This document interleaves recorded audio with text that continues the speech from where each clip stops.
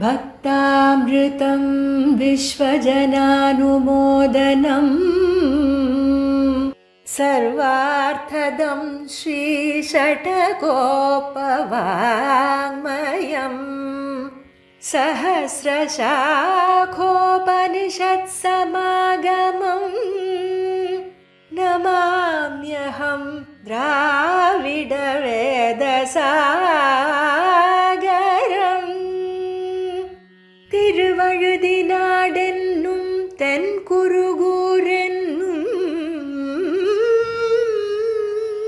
மறுவினிய வண்பொருநலென்னும் அருமறைகள் அந்தாதி செய்தான் நடியினையே எப்பொழுதும் சிந்தியாய் நெஞ்சே தெளிந்து மனத்தாலும் வாயாலும் வண்குருகூர் பேணும் இனத்தாரை எல்லாதிரைஞ்சேன் தனத்தாலும் ஏதும் குறைவிலேன் எந்தை சடகோபன் பாதங்கள் யாமுடைய பற்று ஏந்த பெருங்கீர்த்தி ராமானுசமுனிதன் பாய்ந்த மலர்பாதம் வணங்குகின்றேன் ஆய்ந்த பெருஞ்சீரார் சடகோபன் செந்தமிழ் வேதம் தரிக்கும் பேராத உள்ளம் பெற வார்த்தைகளும் சோலை மதிளரங்கர் வண்புகழ் மேல் ஆன்ற தமிழ் மறைகள் ஆயிரமும் ஈன்ற முதல் தாய் சடகோபன் மொயம்பால் வளர்த்த இதத்தாய் இராமானுசன் மிக்க இறை நிலையும் மெய்யாமுயிர் நிலையும் தக்க நெறியும் தடையாகி தொக்கியலும் ஊழ்வினையும் வாழ்வினையும் ஓதும் குருகையர்கோன் யாழினிசை வேதத்தியல் श्रीशैलेश दयापात्रं धीभक्त्यादि गुणार्णवं यतीन्द्र प्रवणं वन्दे रम्य जामातरं मुनिं लक्ष्मीनाथ समारंभां नाथयामुन मध्यमाम् अस्मदाचार्य पर्यन्तां वन्दे गुरुपरम्परां यो नित्यमच्युत पदाम्बुज युग्मरुक्म व्यामोहतस्तदितराणि तृणाय मेने अस्मद्गुरोर्भगवतोऽस्य दयैकसिन्धोः रामानुजस्य चरणौ शरणं प्रपद्ये माता पिता युवतयस्तनया विभूतिः सर्वं यदेव नियमेन मदन्वयानाम् आद्यस्य नः कुलपतेर्वकुलाभिरामं श्रीमत्तदङ्घ्रियुगलं प्रणमामि मूर्ध्ना भूतं सरश्च महदाह्वय भट्टनाथ श्रीभक्तिसार कुलशेखर योगिवाहान् भक्ताङ्घ्रिरेणु परकाल यतीन्द्रमिश्रान् श्रीमत्पराङ्कुशमुनिं प्रणतोऽस्मि नित्यं भक्तामृतं विश्वजनानुमोदनं सर्वार्थदं श्रीषट्कोपवाङ्मयम् सहस्रशाखोपनिषत् समागमं नमाम्यहं द्राविडवेदसागरम् திருவழுதி நாடென்னும் தென்குருகூரென்னும் மறுவினிய வன்பொருணலென்னும் அருமறைகள் அந்தாதி செய்தான் அடியினையே எப்பொழுதும் சிந்தியாய் நெஞ்சே தெளிந்து மனத்தாலும் வாயாலும் வன்குருகூர் பேணும் இனத்தாரை அல்லாதிரைஞ்சேல் தனத்தாலும் ஏதும் குறவிலேன் எந்த சடகோபன் பாதங்கள் யாமுடைய பத்து ஏந்த பெருங்கீர்த்தி ராமானுஜமுனிதன் வாய்ந்த மலர்பாதம் வணங்குகின்றேன் ஆய்ந்த பெரும் சீரார் சடகோபன் செந்தமிழ் வேதம் தரிக்கும் பேராத உள்ளம் பெற வாந்திகளும் சோலை மதிலரங்கர் வண்புகழ்மேல் ஆன்ன தமிழ்மறைகள் ஆயிரமும் ஈன்ன முதத்தாய் சடகோபன் மொயம்பால் வளர்த்த இதத்தாய் ராமானுஜன் மிக்க இறைநிலையும் மெய்யாம் உயிர்நிலையும் தக்க நெறியும் தடையாகித் தொக்கியலும் ஊழ்வினையும் வாழ்வினையும் ஓதும் குருகையர்கோன் யாழினிசை வேதத்தியல். श्रीमद् वेदमार्ग प्रतिष्ठापनाचार्य उभय वेदांताचार्यराय பரமஹம்ச பரிவ்ராஜகாச்சாரியராய் எழுந்தருளி இருக்கும் ஸ்ரீ யதுகிரி யதிராஜ நாராயண ராமானுஜீயர் சுவாமியின் திருவடித்தாமரைகளில் அடியேனுடைய தண்டவத் பிரணாமங்களை சமர்ப்பித்துக் கொள்கிறேன். சுவாமியினுடைய ஆணையின்படி திவ்ய பிரபந்த தாரா என்கிற இந்த நிகழ்ச்சியின் மூலமாக நாம் ஒவ்வொரு ஆழ்வாரும் அருளிச் செய்த பிரபந்தங்களின் அர்த்தங்களை சுருக்கமாக பார்த்து வருகிறோம். அதிலே தற்போது திருவாய்மொழியினுடைய அர்த்தங்களை அனுபவித்து கொண்டு வருகிறோம். அதில் இன்றைய தினம் அடியேனுக்கு சுவாமியாலே இடப்பட்ட பணி 2ஆம் பத்து முதல் திருவாய்மொழி வாயும் திரையுகளும் என்கிற திருவாய்மொழி, அதனுடைய அர்த்தத்தை விண்ணப்பிக்க வேண்டும் என்று அடியேனும் அறிந்த மட்டில் அவகாசம் உள்ள முறையில் இந்த பத்தினுடைய திருவாய்மொழியினுடைய அர்த்தங்களை விவரிக்கலாம் என்று துவங்குகிறேன். சுவாமி நம்மாழ்வார் எல்லா ஆழ்வார்களுக்குமே தலைவர், ஏன் எல்லா பிரபன்னர்களுக்குமே தலைவர். சரணாகதி செய்து பகவானுடைய அருளாலே முக்தியடைய விரும்புபவர்கள் அனைவருக்குமே கூட்டஸ்தர், பிரபன்னஜன கூட்டஸ்தர் என்று சுவாமி நம்மாழ்வார் அழைக்கப்படுகிறார். அந்த நம்மாழ்வார் பாடிய 4 பிரபந்தங்களுக்குள்ளே சாமவேதத்துக்கு சமமாக, சாந்தோக்கிய உபனிஷத்துக்கு சமமாக கருதப்படுவது திருவாய்மொழி என்கிற அற்புதமான பிரபந்தம். 1102 பாடல்களாலே இந்த பிரபந்தம் அமைந்துள்ளது. அந்த 1102 பாசுரங்களை 100 திருவாய்மொழிகளாக பிரிப்பார்கள். அதிலே 10 திருவாய்மொழிகள் சேர்ந்து ஒரு 10 என்று சொல்லப்படுகிறது. அதில் முதல் 10னுடைய அர்த்தத்தை நாம் இதற்கு முன்னால் பல வித்வான்கள் உபன்யசிக்க கேட்டோம்.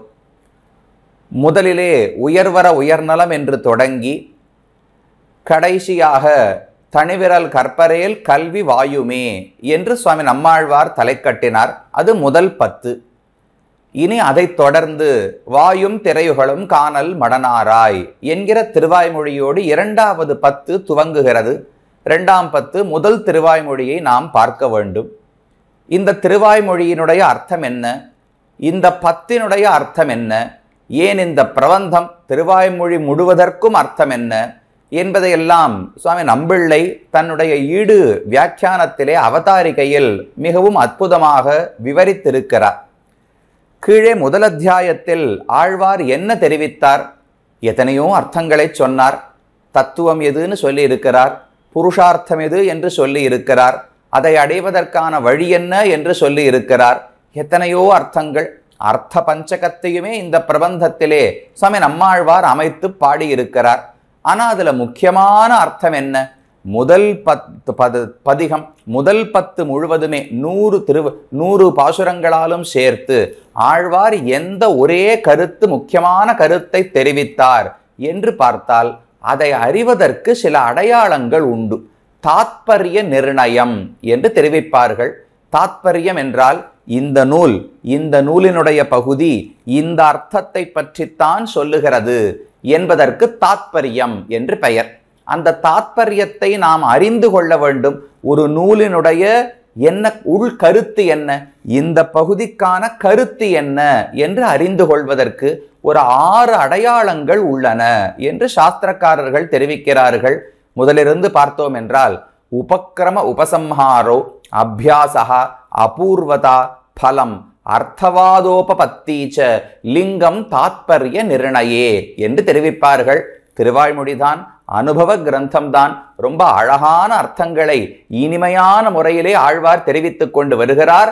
பக்தியில் திளைக்க வேண்டியது. ஆனால் அதற்குள்ள எத்தனையோ சாஸ்திரார்த்தங்களையும் சேர்த்து நம்முடைய பூர்வாச்சாரியார்கள் வியாக்கியானம் செய்திருக்கிறார்கள். முதல் 10 முழுவதுமே எதை பற்றி பேசுகிறது என்றால் இந்த 6 அடையாளங்களையும் வைத்து பார்த்தோம் என்றால் கைங்கரியமே புருஷார்த்தம் என்று சொல்வதுதான் ஆழ்வாருடைய தாத்பரியம்னு தெரிவிக்கிறார்கள். முதல் 10 முழுவதுமே ஆழ்வார் தெரிவித்தது கைங்கரியம்தான் புருஷார்த்தம் என்று நிர்ணயம் செய்கிறாராம் ஆழ்வார். மற்ற உலகத்தில் எத்தனையோ இன்பங்கள் இருக்கலாம், மோக்ஷம் கைவல்ய மோக்ஷம் என்றும் இருக்கலாம், அதெல்லாம் முக்கியம் கிடையாது. வைகுந்தத்துக்கு போவது கூட முக்கியம் கிடையாது. கைங்கரியம் செய்வதுதான் முக்கியமானது என்று முதல் பத்தாலே ஆழ்வார் தெரிவித்தார். அதை எப்படி தெரிஞ்சுக்கலாம்னால் அதற்குத்தான் இந்த 6 அடையாளங்கள். முதல் அடையாளம் உபக்கிரம உபசம்ஹாரவ். உபக்கிரமம் என்று சொன்னால் தொடக்கம், உபசம்ஹாரம் என்று சொன்னால் முடிவு. தொடக்கத்தையும் முடிவையும், முதலையும் முடிவையும் ஒரு நூலுக்கு பார்த்தோம் என்றால் அது எதை பற்றி பேசுகிறதுன்னு ஒருவாறு நாம் புரிந்து கொள்ளலாமே. அதன்படி பார்த்தோம் என்றால் முதல் 10 தொடக்கத்துல என்ன பாடினார்? துயரரு சுடரடி தொழுதெழு என் மனனே. அங்க தொழுதுன்னு சொன்னால் அனைத்து விதமான கைங்கரியங்களையும் தான் ஆழ்வார் தெரிவிக்கிறார். அப்ப முதல் பாட்டிலும் கைங்கரியம் உள்ளது. கல்வி வாயுமே என்ற அதே பகவானை பற்றின ஞானம், பக்தி, கைங்கரியத்தை தான் கடைசி பாசுரத்திலும் சொல்லி இருக்கிறார். அப்ப முதல் 10 முதலிலும் முடிவிலும் கைங்கரியமே சொல்லப்பட்டுள்ளபடியாலே அதுதான் இந்த பதிகத்துக்கு இந்த 10 திருவாய்மொழிக்குமான சாரமான கருத்து என்று நாம் முடிவெடுக்கலாம். அது உபக்கிரம உபசம்ஹாரங்கள். அடுத்தது அபியாசகா. ஒரு விஷயத்தை திரும்ப திரும்ப ஆழ்வார் சொல்லுகிறார் என்றால் அதுதானே அவர் கருத்தாக இருக்க வேண்டும். அப்படி இந்த 10 என்ன திரும்ப திரும்ப சொல்லுகிறார் என்றால் கைங்கரியத்தை தான் சொல்லுகிறார். அயற்பிலன் அலற்றுவன் தழுவுவன் வணங்குவன் அமர்ந்தே என்று பகவானுக்கு எப்படியெல்லாம் பாசுரம் பாட வேண்டும், கைங்கரியம் செய்ய வேண்டும். நாடாத மலர் நாடி நாள்தோறும் நாரணந்தன் வாடாத மலரடி கீழ் வைக்கவே வகுக்குன்னு பகவானுக்கு புஷ்பங்களை கொண்டு அர்ச்சனை செய்ய வேண்டும். வாயால் அவனை பாட வேண்டும்.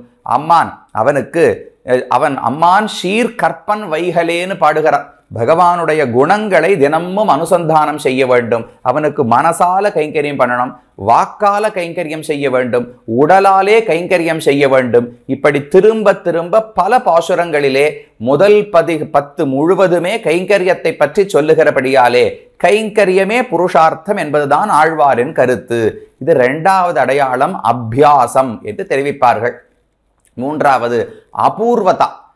உபசம்ஹாரோ அபியாசா அபூர்வதா. எந்த ஒரு அர்த்தம் புதிதாக ஒரு நூலில் சொல்லப்படுகிறதோ, மற்ற நூல்களில் இல்லாத ஒரு அர்த்தம் எது ஒரு இடத்தில் காணப்படுகிறதோ அதுதானே அந்த நூலினுடைய கருத்தாக இருக்க வேண்டும். அப்படி பார்த்தால் இந்த கைங்கரியமே புருஷார்த்தம் என்பது ஆழ்வாருடைய புதிதான கருத்து. புதிதானதுன்னா மற்ற நூல்களில் சொன்னது கிடையாதான்னு கேட்க வேண்டாம். மிக தெளிவாக இப்படி வேதத்திலே நாம் கண்டு தெரிந்து கொள்ள முடியாது. கைங்கரியமே புருஷார்த்தம்னு வேதத்தில் எங்க இருக்கு? வைகுந்தத்துக்கு போக வேண்டும், பகவானை அனுபவிக்க வேண்டும், அவன் பின்னாலேயே தொடர்ந்து செல்ல வேண்டும், இப்படியெல்லாம் இருக்கிறதே தவிர மிக தெளிவாக கைங்கரியம்தான் புருஷார்த்தம். அதை இந்த உலகத்தில் செய்தாலும் சரி, வைகுந்தத்தில் செய்தாலும் சரி என்று ஆழ்வார் தெரிவிக்கிறார். அப்ப அபூர்வம், இதற்கு முன் காணப்படாத புதிதான ஒரு விஷயத்தை ஆழ்வார் தெரிவிக்கிறார். புதிது என்பதற்காக வேதத்திலிருந்து மாறி பேசுகிறார் நினைக்க வேண்டாம். புதிது மிக தெளிவாக, இதுவும் ஒரு வேதம் தானே. எப்படி அந்த வேதம் சம்ஸ்கிருத வேதம் ஒரு வேதமோ இது ஒரு வேதம். அப்ப உலகத்தில் அறியப்படாத ஒரு விஷயம் பகவானுக்கு கைங்கரியம் புருஷார்த்தம் என்பது, அதை ஆழ்வார் தெரிவிக்கிறபடியாலே அபூர்வமான விஷயத்தை சொல்லுகிறார். பலம், இதுக்கு தான் பயன் இருக்கிறதான்னு கேட்டால் இதுவேதான் பயன். கைங்கரியம் செய்வதே மிக இனிமையானதுன்னு ஆழ்வார் காட்டுகிறாரோ இல்லையோ, அப்ப பயனையும் தானும் தெரிவிக்கிறார். அர்த்தவாதகான்னா ஒரு விஷயத்தை புகழ்ந்து பேச வேண்டும். நாம் எந்த விஷயத்தை துதிபாடுகிறோமோ, புகழ்ந்து பேசுகிறோமோ அதில் தான் நம்முடைய கருத்து இருக்கிறதுன்னு தெரிந்து கொள்ளலாமோ இல்லையோ. அதை போல ஆழ்வார் கைங்கரியத்தை பற்றி சொல்லும்போது இந்த கைங்கரியத்தை யாருக்கு செய்ய போகிறோம்? பகவான் நாராயணனுக்கு. அவர் எப்படிப்பட்டவர், என்னென்ன குணங்களை உடையவர்னு சொல்லுகிறாரோ அது எல்லாமே கைங்கரியத்தை போற்றுகிறார். இப்பேற்பட்ட பகவானுக்கு கைங்கரியம். உயர்வர உயர்நலம் உடையவன் எவனவன், அயர்வரும் அமரர்கள் அதிபதி எவனவன், துயரரு சுடரடி தொழுதழன் மனனே. கைங்கரியத்தை போற்ற வேண்டும் என்றால் கைங்கரியத்தை யாரை குறித்து செய்கிறோமோ அவரை புகழ்ந்தால் கைங்கரியத்தை புகழ்ந்ததாகுமோ இல்லையோ. அப்ப அர்த்தவாதம், புகழ்ச்சி என்பதும் கைங்கரியத்துக்கு காணப்படுகிறது. கடைசியில உபபத்தி, பொருத்தம் காட்ட வேண்டும்.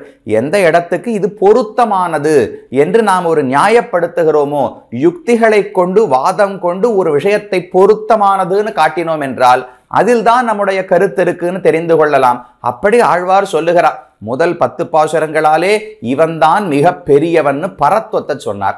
அடுத்த 10 பாசுரங்களாலே இவன் பஜனீயன், இவனிடத்துல தான் பக்தி செலுத்த வேண்டும், இவனையே தியானிக்க வேண்டும்னு தெரிவித்தார். 3வது 10 பாட்டாலே இவன் மிக எளியவன்னு காட்டினார். இப்படி ஒவ்வொரு குணத்தையும் பகவானுக்கு காட்டி பெரியவனானபடியால் அவனுக்கு கைங்கரியம் பண்ணணும், பஜனீயனானபடியால் அவனுக்கு கைங்கரியம் பண்ணணும், மிக எளியவனானபடியால கைங்கரியம் பண்ணணும், நாம் செய்த பாபங்களை எல்லாம் மன்னிக்கிறபடியாலே கைங்கரியம் செய்ய வேண்டும். இப்படி ஒவ்வொரு பதிகத்தாலும் பொருத்தம் உள்ளதுன்னு காட்டி வருகிறார் பகவானுக்கு கைங்கரியம் செய்வதற்கு. அதனால இந்த 6 அடையாளங்கள், முதலும் முடிவும் இது ஒரு அடையாளம், திரும்ப திரும்ப சொல்லுவது அபியாசம் 2வது அடையாளம், புதிதான கருத்து 3வது அடையாளம், பயனுள்ள கருத்து 4வது அடையாளம், புகழ்ச்சி 6வது அடையாளம், பொருத்தம் காட்டுவது 6வது அடையாளம், புகழ்ச்சி 5வது. இந்த 6 அடையாளங்களும் இருந்தால் இதை கொண்டுதான் இந்த நூல் இதை பேசுகிறதுன்னு நம்மால முடிவெடுக்க முடியும். அப்படி 6 அடையாளங்களையும் வைத்து பார்த்தோம் என்றால் முதல் 10 முழுவதுமே ஆழ்வார் இதுதான் புருஷார்த்தம், கைங்கரியமே புருஷார்த்தம் என்று நிரூபித்து காட்டினாராம். அதை நிரூபித்த பிறகு இப்ப 2வது 10க்கு நாம் நுழைகிறோம். இந்த 10லே என்ன செய்கிறார் என்றால், கைங்கரியத்தை அடையும் போது அதற்கு தடையாக இருக்கும் அனைத்தையும் கழித்துவிட்டு அடைய வேண்டும். களை அறுக்கணும் இல்லையோ, நாம் ஒரு பயிரிட்டு நெல் வளர்கிறது, ஏதோ தானியங்கள் வளருகின்றன என்றால் சின்னதா பக்கத்துல களை முளைத்து கொண்டே இருக்கும். அதையெல்லாம் தேவையில்லாத செடிகளை பிடுங்கினால் தானே நமக்கு தேவையான செடிகள் நன்றாக வளரும். அதை போல கைங்கரியத்தை பெற்று அவனுக்கு கைங்கரியம் செய்யும் போது அதற்கு தடையாக இருக்கும் அது எல்லாவற்றையும் ஒழித்துவிட்டு கைங்கரியம் செய்ய வேண்டும். இதுதான் இந்த 2வது 10னுடைய முக்கியமான குறிக்கோள். எதையெல்லாம் நாம் ஒழிக்க வேண்டும்னு ஆழ்வார் தெரிவிக்கிறார். அது 2 விதமானது. ஒன்று சம்சாரத்தை ஒழிக்க வேண்டும், களிப்பும் கவர்வமற்று பிறப்பு பிணிமு பிறப்பற்று ஒளிக்கொண்ட சோதியமாய் உடன்கூடுவது என்னுகளோன்னு இந்த 10 பதிகத்தில் ஆழ்வார் 3ஆம் திருவாய்மொழியில இந்த 2ஆம் 10லே பாடப்போகிறார். அப்ப இந்த சம்சாரத்தை கழிக்க வேண்டும், அது கைங்கரியத்துக்கு பெரிய களை தடையாக இருக்கும். அப்ப சம்சாரத்தை போக்க வேண்டும்னு ஒண்ணு. 2வது, கைங்கரியம் செய்யும் பொழுதும் தனக்கேயாக எனை கொள்ளுமீதே என்று மேலே தெரிவிக்க போகிறார். கைங்கரியம் என் ஆனந்தத்துக்காக இருக்கக்கூடாது, பகவானுடைய ஆனந்தத்துக்காக மட்டுமே இருக்க வேண்டும். இதுதான் களை பறிப்பது. ஒரு கைங்கரியம் தான் புருஷார்த்தம்னு முதல் 10ல சொல்லியாச்சு. ஆனா அந்த கைங்கரியத்தை செய்ய விடாமல் தடுக்கும் எதோ அதை தவிர்க்க வேண்டும். கைங்கரியத்தையே சுமாராக்கக்கூடிய, அதன் பெருமையை குறைக்கக்கூடிய என்னென்ன தடைகள் இருக்குமோ அவற்றையும் போக்க வேண்டும். அப்ப விரோதிகளை போக்கிக் கொண்டு கைங்கரியம் செய்ய வேண்டும். இதுதான் 2ஆம் 10ஆலே ஆழ்வார் தெரிவிக்கிறாராம். மேல 3ஆம் 10 4ஆம் 10ன்னு வரிசையாக 3ஆம் 10ஆலே அதை எப்படியெல்லாம் செய்ய வேண்டும், பகவானுக்கும் பாகவதர்களுக்கும் எப்படி கைங்கரியம் செய்ய வேண்டும்னு 3வது 10ஆலே தானும் பிரார்த்திக்கிறார், ஆசைப்படுகிறார். 4ஆம் 10ஆலே அதுல ஐஸ்வர்யம் கைவல்யம் இந்த 2 தானே தடை.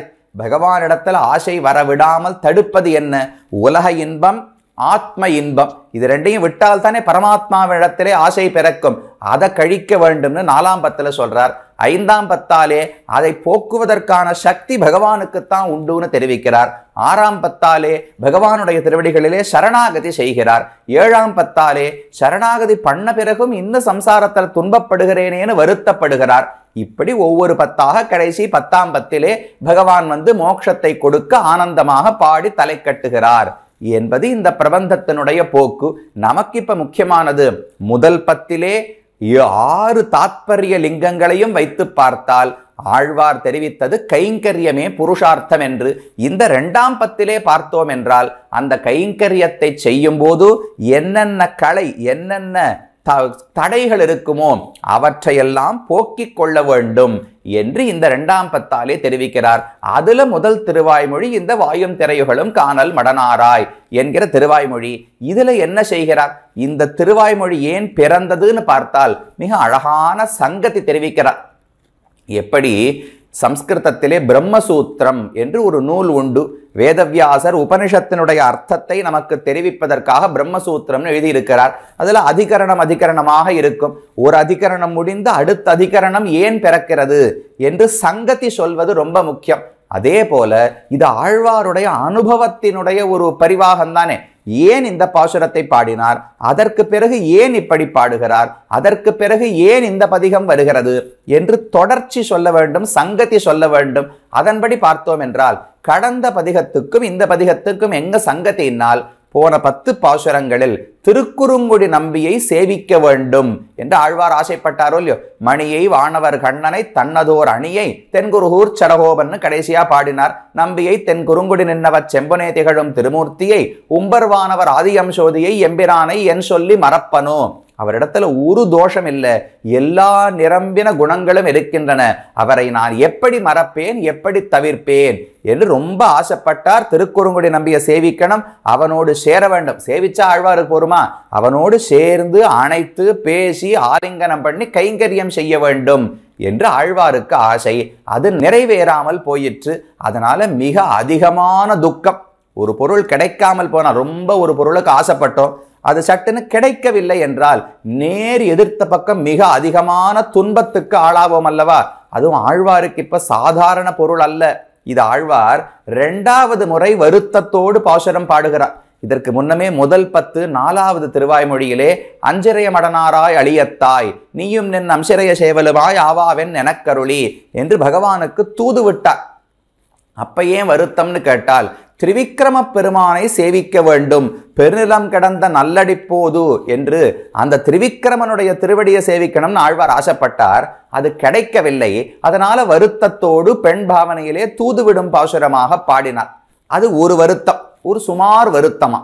இப்ப ஆழ்வாருக்கு ஏற்பட்டிருக்கிற வருத்தம், வாயும் திரையுகளில் ஏற்பட்ட வருத்தம், அந்த முன் வருத்தத்தை விட மிக அதிகமானதுன்னு தெரிவிக்கிறார். ஏன்னா இப்போது ஆழ்வார் திரிவிக்ரமன் ஆசைப்படலையே. நமக்கு ஏதோ ஒண்ணு ஆசை, ஆனா அது இப்பவே இல்லை. அதெல்லாம் 100 வருஷம் முன்னாடி இருந்தது, 200 வருஷம் முன்னாடி இருந்தது. திடீர்னு எனக்கு ராமோனசரை சேவிக்கணும்னு ஆசை அப்படின்னா பிறக்கலாம். ஆனா நடக்காட்டா ரொம்ப பெரிய வருத்தம் ஏற்படாதோ இல்லையோ. ஆமா, அவர் ரொம்ப காலம் முன்னாடி இருந்தவர், இப்ப எப்படி சேவிக்க முடியும்னு. அதை போல திரிவிக்ரமனை ஆசைப்பட்ட ஆழ்வாருக்கு அது கிடைக்காமல் போன போது போனா போறதுன்னு கொஞ்சம் தன்னைத்தானே தேற்றி கொண்டார். அது எப்பவோ நடந்த அவதாரம், இப்ப எப்படி சேவிக்க முடியும்னு ஆறுதல் சொல்லிக் கொள்ளலாம். இப்ப ஆழ்வார் பிரார்த்தித்தது என்ன? திருக்குறுங்குடி நம்பி இதோ இப்பவே அர்ச்சாவதாரமாக இருக்கிறார். ஆழ்வார் திருநிலையிலும் திருக்குறுங்குடிக்கு இப்ப நாம இந்த சமயத்துல 2 மணி நேரத்துல போய் அடைந்து விடலாம். அப்ப போய் சேவிக்கும் அளவுக்குத்தான் இருக்கிறான் பகவான். ஆனாலும் அவர் தரிசனம் கிடைக்கவில்லையோ இல்லையோ. என்றோ இருந்த திரிவிக்ரமன் கிடைக்கவில்லை என்பதனால் ஏற்படும் வருத்தத்தை விட இதோ இருக்கும் திருக்குறுங்குடி நம்பியை சேவிக்க முடியவில்லையே என்று ஆழ்வாருக்கு வருத்தம் இன்னும் அதிகமாகிவிட்டது. அதனால தூது விடுவதற்கு கூட ஆழ்வாருக்கு முடியவில்லை. அதனால் இந்த 10 பாசுரங்கள்ல என்ன பாடுகிறார்னால், தன்னையே ஒரு பெண்ணாக பாவித்துக் கொள்ளுகிறாள். அந்த பெண் பகவானிடத்திலே மிகுந்த கண்ணனிடத்திலே காதல் கொண்டவள். அந்த கண்ணன் முகம் காட்டவில்லை, இவளோடு சேரவில்லை. அதனால் தன்னுடைய பிரிவு ஆற்றாமை, விரக தாபம் அப்படின்னு சொல்லுவார்களோ இல்லையோ. விரகம்னா பிரிவு, அதனால ஒரு தாபம், ஒரு ஆற்றாமை, யாரையான கட்டிண்டு ஆழணும்னு தோணுமோ இல்லையோ. நமக்கு ரொம்ப வருத்தம் இருக்கும் போது, ரொம்ப ஆனந்தம் இருக்கும் போதும் சரி, தனியா இருந்தா அது ரொம்ப கவலைக்கிடமான நிலை. ஆனந்தம் இருக்கும் போதும் பகிர்ந்து கொள்வதற்கு சட்டுன்னு ஒரு 4 பேர் வேணும். இப்போ ராமன் அவதரித்தார் அயோத்தியிலே, தசரதன் எத்தனை பேருக்கு தானம் கொடுத்தார், எத்தனை பேருக்கு நற்செய்தி சொன்னார், எத்தனை பேரோடு கொண்டாடி இருப்பார். அதுவே கண்ணன் சிறைச்சாலையில பிறக்கும் போது வசுதேவருக்கு ஆனந்தம் தான். யார்கிட்ட போய் சொல்லிக் கொள்வது? பக்கத்துல காவலாளிக்கு தெரிஞ்சா கம்சனுக்கு செய்தி தெரிந்துவிடும். அப்ப யாரிடமுமே சொல்லாமல் மறைத்து விட்டார்களோ இல்லையோ. அப்ப ஆனந்தத்திலும் பகிர்வதற்கு ஆள் இருப்பார்களான்னு நாம தேடுவோம். அதுக்கு தானே உறவினர்கள், குடும்பம், உற்றார், நண்பர்கள் எல்லாரையும் தேடுகிறோம். அதே போல துன்பம் ஏற்படும் போதும் யாரையான ஒரு தோளிலே சாய்ந்து அழ வேண்டும், கட்டிக்கொண்டு அழ வேண்டும்னு தோன்றுமோ இல்லையோ. அதை போல ஆழ்வாருக்கு தோன்றியது. சரி, யாரை கட்டின்னு அழலாம்னால் தன்னுடைய வீட்டிலிருந்து. இப்ப ஆழ்வாருக்கு பெண் பாவனைன்னு வச்சுக்கோங்க. நாயகியாக ஒரு பெண்ணான பாவனையிலே ஆழ்வார் பாடுகிறார். அந்த பெண்ணு பகவானை காதலிக்கிறாள். பகவான் முகம் காட்டவில்லை. அதனால வருத்தத்தோடு வீட்டில தனியாக இருந்தால் அந்த வருத்தத்தை தாங்க முடியவில்லை. புறப்பட்டு தன்னுடைய சின்ன அங்க தோட்டங்கள், அங்கிருந்த நதி, இப்படி நடந்து வரலாம். வெளியில போனா கொஞ்சம் மனம் மாற்றம் ஏற்படும், வேற ஏதாவது 4 விஷயங்களை பார்த்தால் மனசு மாறும், துன்பம் குறையும் என்பதற்காக தன்னுடைய வீட்டிலிருந்து புறப்பட்டு வெளியே சில சோலைகளுக்கெல்லாம் அந்த பெண் வருகிறாளாம். வந்தா அங்க பார்க்கும் ஒவ்வொரு பிராணி, அங்க ஒரு நாரை இருக்கு, அங்க ஏதோ ஒரு அன்றில் பறவை இருக்கு, அங்க ஒரு நதி ஓடிக்கொண்டிருக்கிறது, ஒரு கழி இருக்கு, மேல ஆகாசம் இருக்கு, அதுல மேகம் இருக்கு, சந்திரன் இருக்கிறார், ஒரு விளக்கு இருக்கு. இதை போல என்னென்ன பொருள்களை எல்லாம் ஆழ்வார் பார்க்கிறாரோ, அதாவது பராங்குஷ நாயகி அந்த பெண் பார்க்கிறாளோ, அந்த பொருள்கள் எல்லாம் தன்னை போலவே துன்பப்படுகின்றன ஆழ்வாருக்கு தோன்றுகிறது. அப்படி கூட பொருள் எல்லாம் ஏதாவது கொக்கு பகவானை விட்டு பிரிந்து துன்பப்படுமா? ஒரு விளக்கு துன்பப்படுமா? இல்ல மரமோ மேகமோ துன்பப்படுமானால் ஆழ்வாருக்கு எண்ணம், இன்னைக்கோ ஒரு நாள் திரேதாயுகத்துல ராமனை விட்டு பிரிந்த போது இந்த மக்கள், அயோத்தி மக்கள் மட்டும் துன்பப்படவில்லை. அப்பி விருக்ஷாக பரிம்லானாக சபுஷ்பாங்குர கோரகாகான்னு சுமந்திரன் தசரதனிடத்துல சொல்லுகிறார். தசரதா, எவ்வளவு நீர் ஊற்றி பார்த்தாலும் மரங்கள் எல்லாம் பூக்கவே இல்லை, பழுக்கவே இல்லை, காய்க்கவே இல்லை, எல்லாம் வாடி போய் இருக்கிறது. உபதப்தோதகாக நத்யகா, எல்லாம் நதியில் இருக்கக்கூடிய தண்ணீர் எல்லாம் கொதித்து போய் இருக்கிறது. நல்ல சிலீர்னு ஓட வேண்டிய, தன்மையோடு ஓட வேண்டிய தண்ணீர் எல்லாம் கொதித்து போய் இருக்கிறது. வனான் உபவனானிச்ச பரிசுஷ்க பலாசானி, எல்லா விலைகளும் சருகாக உலர்ந்து போய் கொட்டி கொண்டிருக்கின்றன. எந்த காட்டிலும் ஒரு பசுமையே இல்லை, எந்த வயலிலும் பசுமை இல்லை. இப்படி ராமனை விட்டு பிரிந்து பிராணிகள், செடிகள், கொடிகள், அச்சேதனங்கள் இவை அனைத்துமே துன்பப்பட்டனன்னு ராமாயணத்துல கேள்விப்படுறோமோ இல்லையோ, அதை போல் இது ஆழ்வார் மனசுல இருக்கு.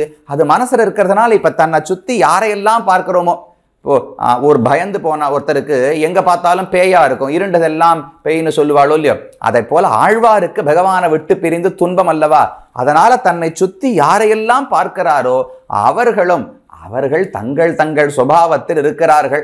அந்த நாரை மீன் கிடைக்கணுங்கிறதுக்காக ஒரே கண்ணும் கருத்துமா அந்த தண்ணீரையே பார்த்துட்டு இருக்கு.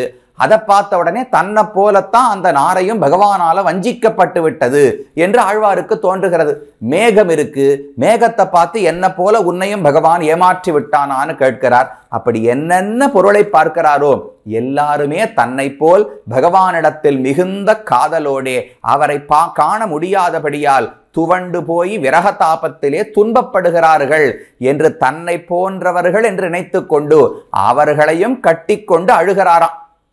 அதுதான் இந்த 10 பாசுரங்கள். அப்ப ஆழ்வார் அன்பு எவ்வளவு உயர்ந்ததுன்னு பார்க்கணும். நமக்கெல்லாம் பகவான் சேவை 12 மணிக்கு போகணும், கதவை சாத்திட்டா இன்னைக்கு சேவை கிடையாதுன்னு சொன்னால் சரி போனா போறது, அடுத்த வருஷம் வரைச்சே பார்த்துக்கலாம்னு திரும்ப வந்துடுவோம். அது நமக்கிட்ட இருக்கிற அன்பு என்பது. ஆழ்வாருக்கு பகவான் மனசால பகவானை எப்போதுமே அவரால் சேவிக்க முடியும். ஆனா மனசால் சேவிப்பது அவருக்கு போறவில்லை. பாஹ்ய சம்ஸ்லேஷம், நேரடியாக அவனை காண வேண்டும், அணைக்க வேண்டும், கைங்கரியம் செய்ய வேண்டும் ஆழ்வாருக்கு எண்ணம். அது கிடைக்கவில்லை. அது திரிவிக்ரமனிடத்துல கிடைக்காமல் போனதாவது பரவாயில்லை, திருக்குறுங்குடியிலும் கிடைக்கவில்லை என்கிறபடியாலே தன்னை ஆணாக இருந்து பாசுரம் பாட முடியவில்லை.